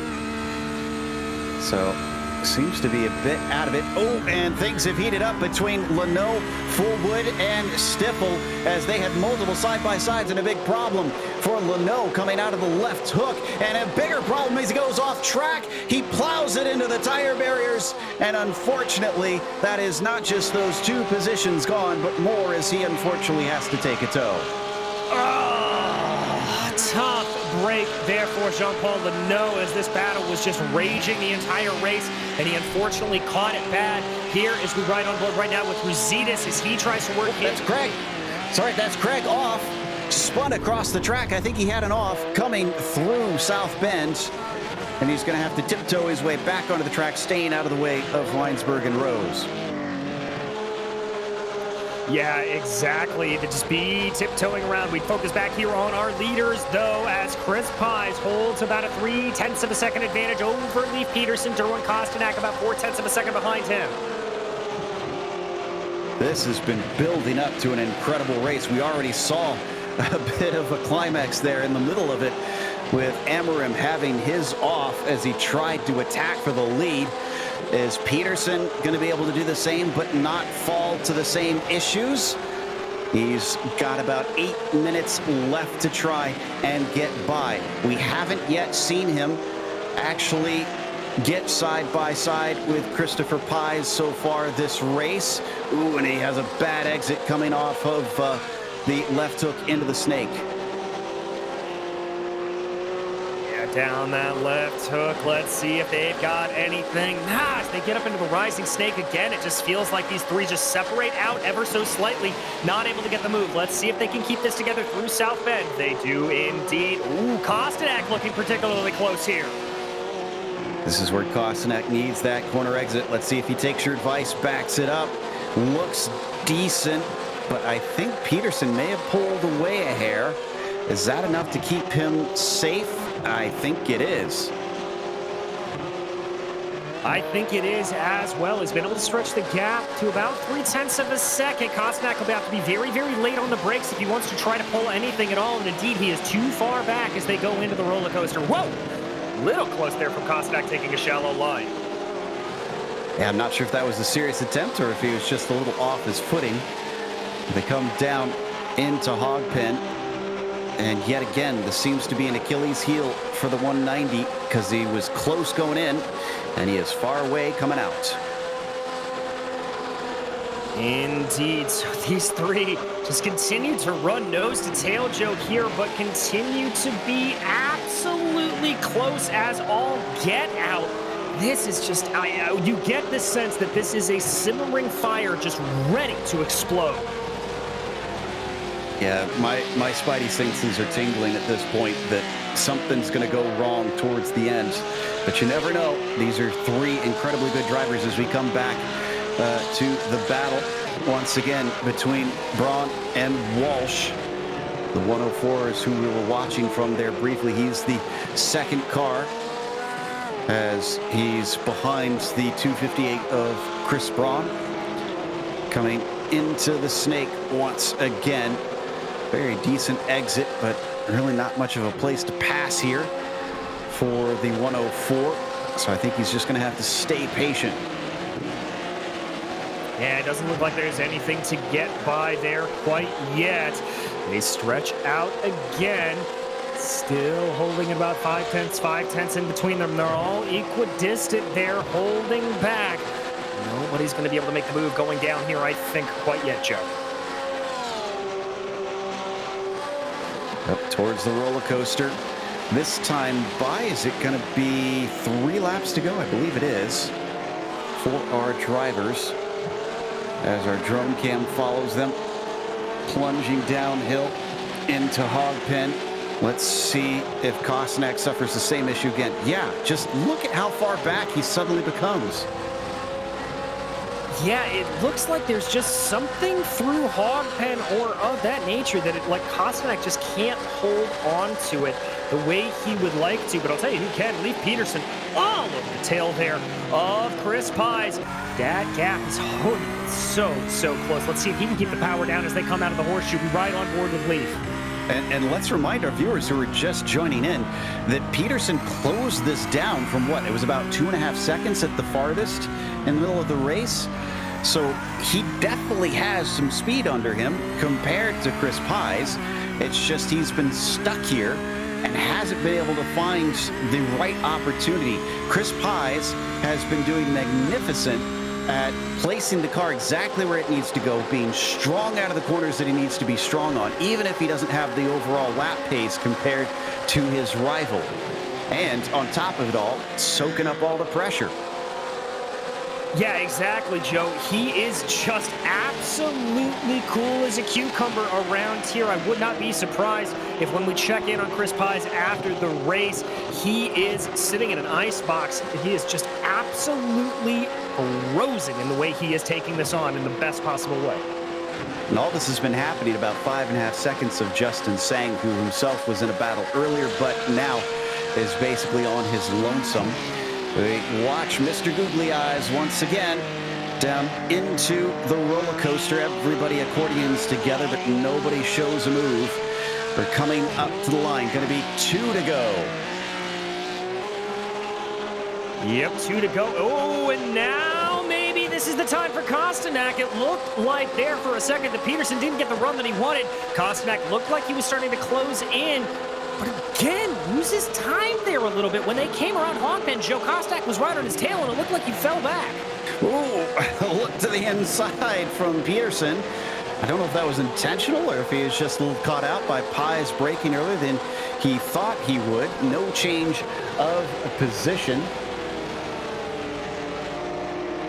And they come down into left hook one more time. Not as many close battles behind these guys. I know we've been giving this a lot of attention, but again, this is for the lead, and most of the other fights in the field are separated by about 3/4 of a second or more. Indeed, they are. Looking a little bit closer. Ooh, that was a very aggressive clip at the grass there for Leif Peterson. He's lucky he didn't find himself off and into the distance there.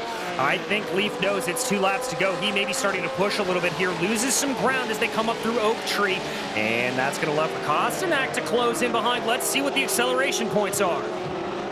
It doesn't look like Derwin had enough of an exit that time. All right, put yourself in the shoes of Peterson here, DJ. You've been chasing Chris Pies for a good chunk of this race. You know you're faster than him. How do you do this in the final lap? You're going to get the white flag. What do you do? Well, I'll be very honest, Joe. If I'm Leif Peterson, I'm kind of looking at that points table. I know Rafael Amorim's down in the field. I may just try to keep myself a little bit stationary if I can. Not want to be too aggressive, not go for something crazy, and instead just take home a good points haul.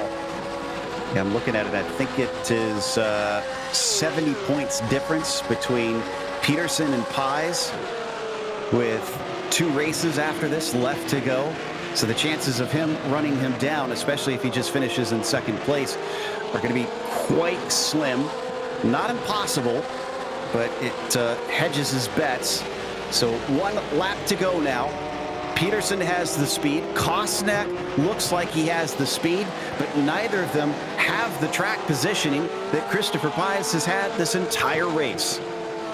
No, they do not. And now that they've really exited out of the horseshoe, they're only going to have one more shot to try to get this done. And that is really going to be going into roller coaster. So if we're going to see a bonsai move, it's going to be down through there. They work their way up through the rising snake here, seeing what he can do. Again, it looks like a good run from Peterson, but falls back through South Bend. All right, now into Oak Tree. This is the crucial corner, Joe. Who's got the good exit? Is anybody going to get a shot at things? It looks like Pies is clear. It looks like Peterson is clear. Unless we get an error out of either of them, I'm not sure that there's any openings to the end of this race. Coming up to the roller coaster one last time. It's a tricky one. This is a likely spot to see mistakes. All 3 of them are nice and clean. Nobody doing any crazy moves. Hog pin. Another one that can sometimes force errors out of drivers. Pies just has to be smooth. Kosnak shows his nose a little bit, but it's not there. Christopher Pies is finally going to get himself a win here at Virginia International Raceway. Look at the sigh of relief. Ha ha ha, and a well-earned sigh of relief, Joe. Able to withstand all of that pressure. Way to go, Chris Pies. What a drive as we come back to Stifel behind Greg Fullwood. This is for 9th place. They've also got Kang and Rutsitas in a fight behind them. And out of Hogpen, doesn't look like anybody's going to change spots among them. No, I think everybody's going to be relatively single file around here, and indeed, that's what they're going to end as. And in fact, impressively, of our 23 starters, all of them are finishing, and 21 of them will finish on the lead lap. That is a great showing and a testament to how consistent every one of the drivers is here today. But that'll take us to our results, of course, and if we look through that finishing graphic, Christopher Pies is your winner by 0.3 of a second over Leif Peterson. It is Derwin Kosnak, only 0.6 of a second behind Chris Pies at the line. So top 3, barely half a second between them as they finished. Kosnak with 3rd, as Sang finishes 4th, and Schum with a top 5. Chris Walsh was 6th today, and Braun was 7th. Amarim from 2nd on the grid, falling to 8th. That is not what he wanted, as he was already 2 points down from Peterson at coming into this race, and that'll make a bit of a gap between the pair of them. Fullwood was 9th, as Stifel went from 16th to 10th. Big mover there. Another good mover was Dewey Kang, who went from 17th to 11th, followed by Liam Rositas and Robert Rose in 13th. David Craig was 14th, followed by Rick Reisenberg, with Matthew Sedal, who had that early incident, able to come back up and finish in 16th. Gabriel Albano was 17th, followed by Julian Velez in 18th, Stephen Chen 19th, and Jonathan Schum rounds out your top 20. Yao was the last one on the lead lap. Leno having issues mid-race, unfortunately, going a lap down, and poor Christian Rava finding the wall, winding up 2 laps down.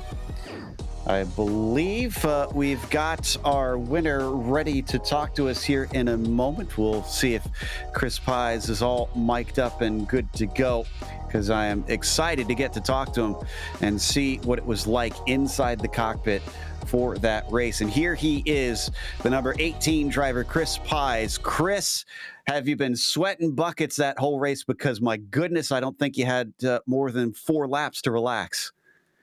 Yeah, I was getting a lot of pressure from multiple people there, and yeah, I think I had my eye more in my rearview mirror than down the track for sure. So what do you think caused that? Because you got yourself onto pole. Did you just do more practice on that 1 lap pace? Did the car just not suit you over the course of the race, or why was everybody always on your tail?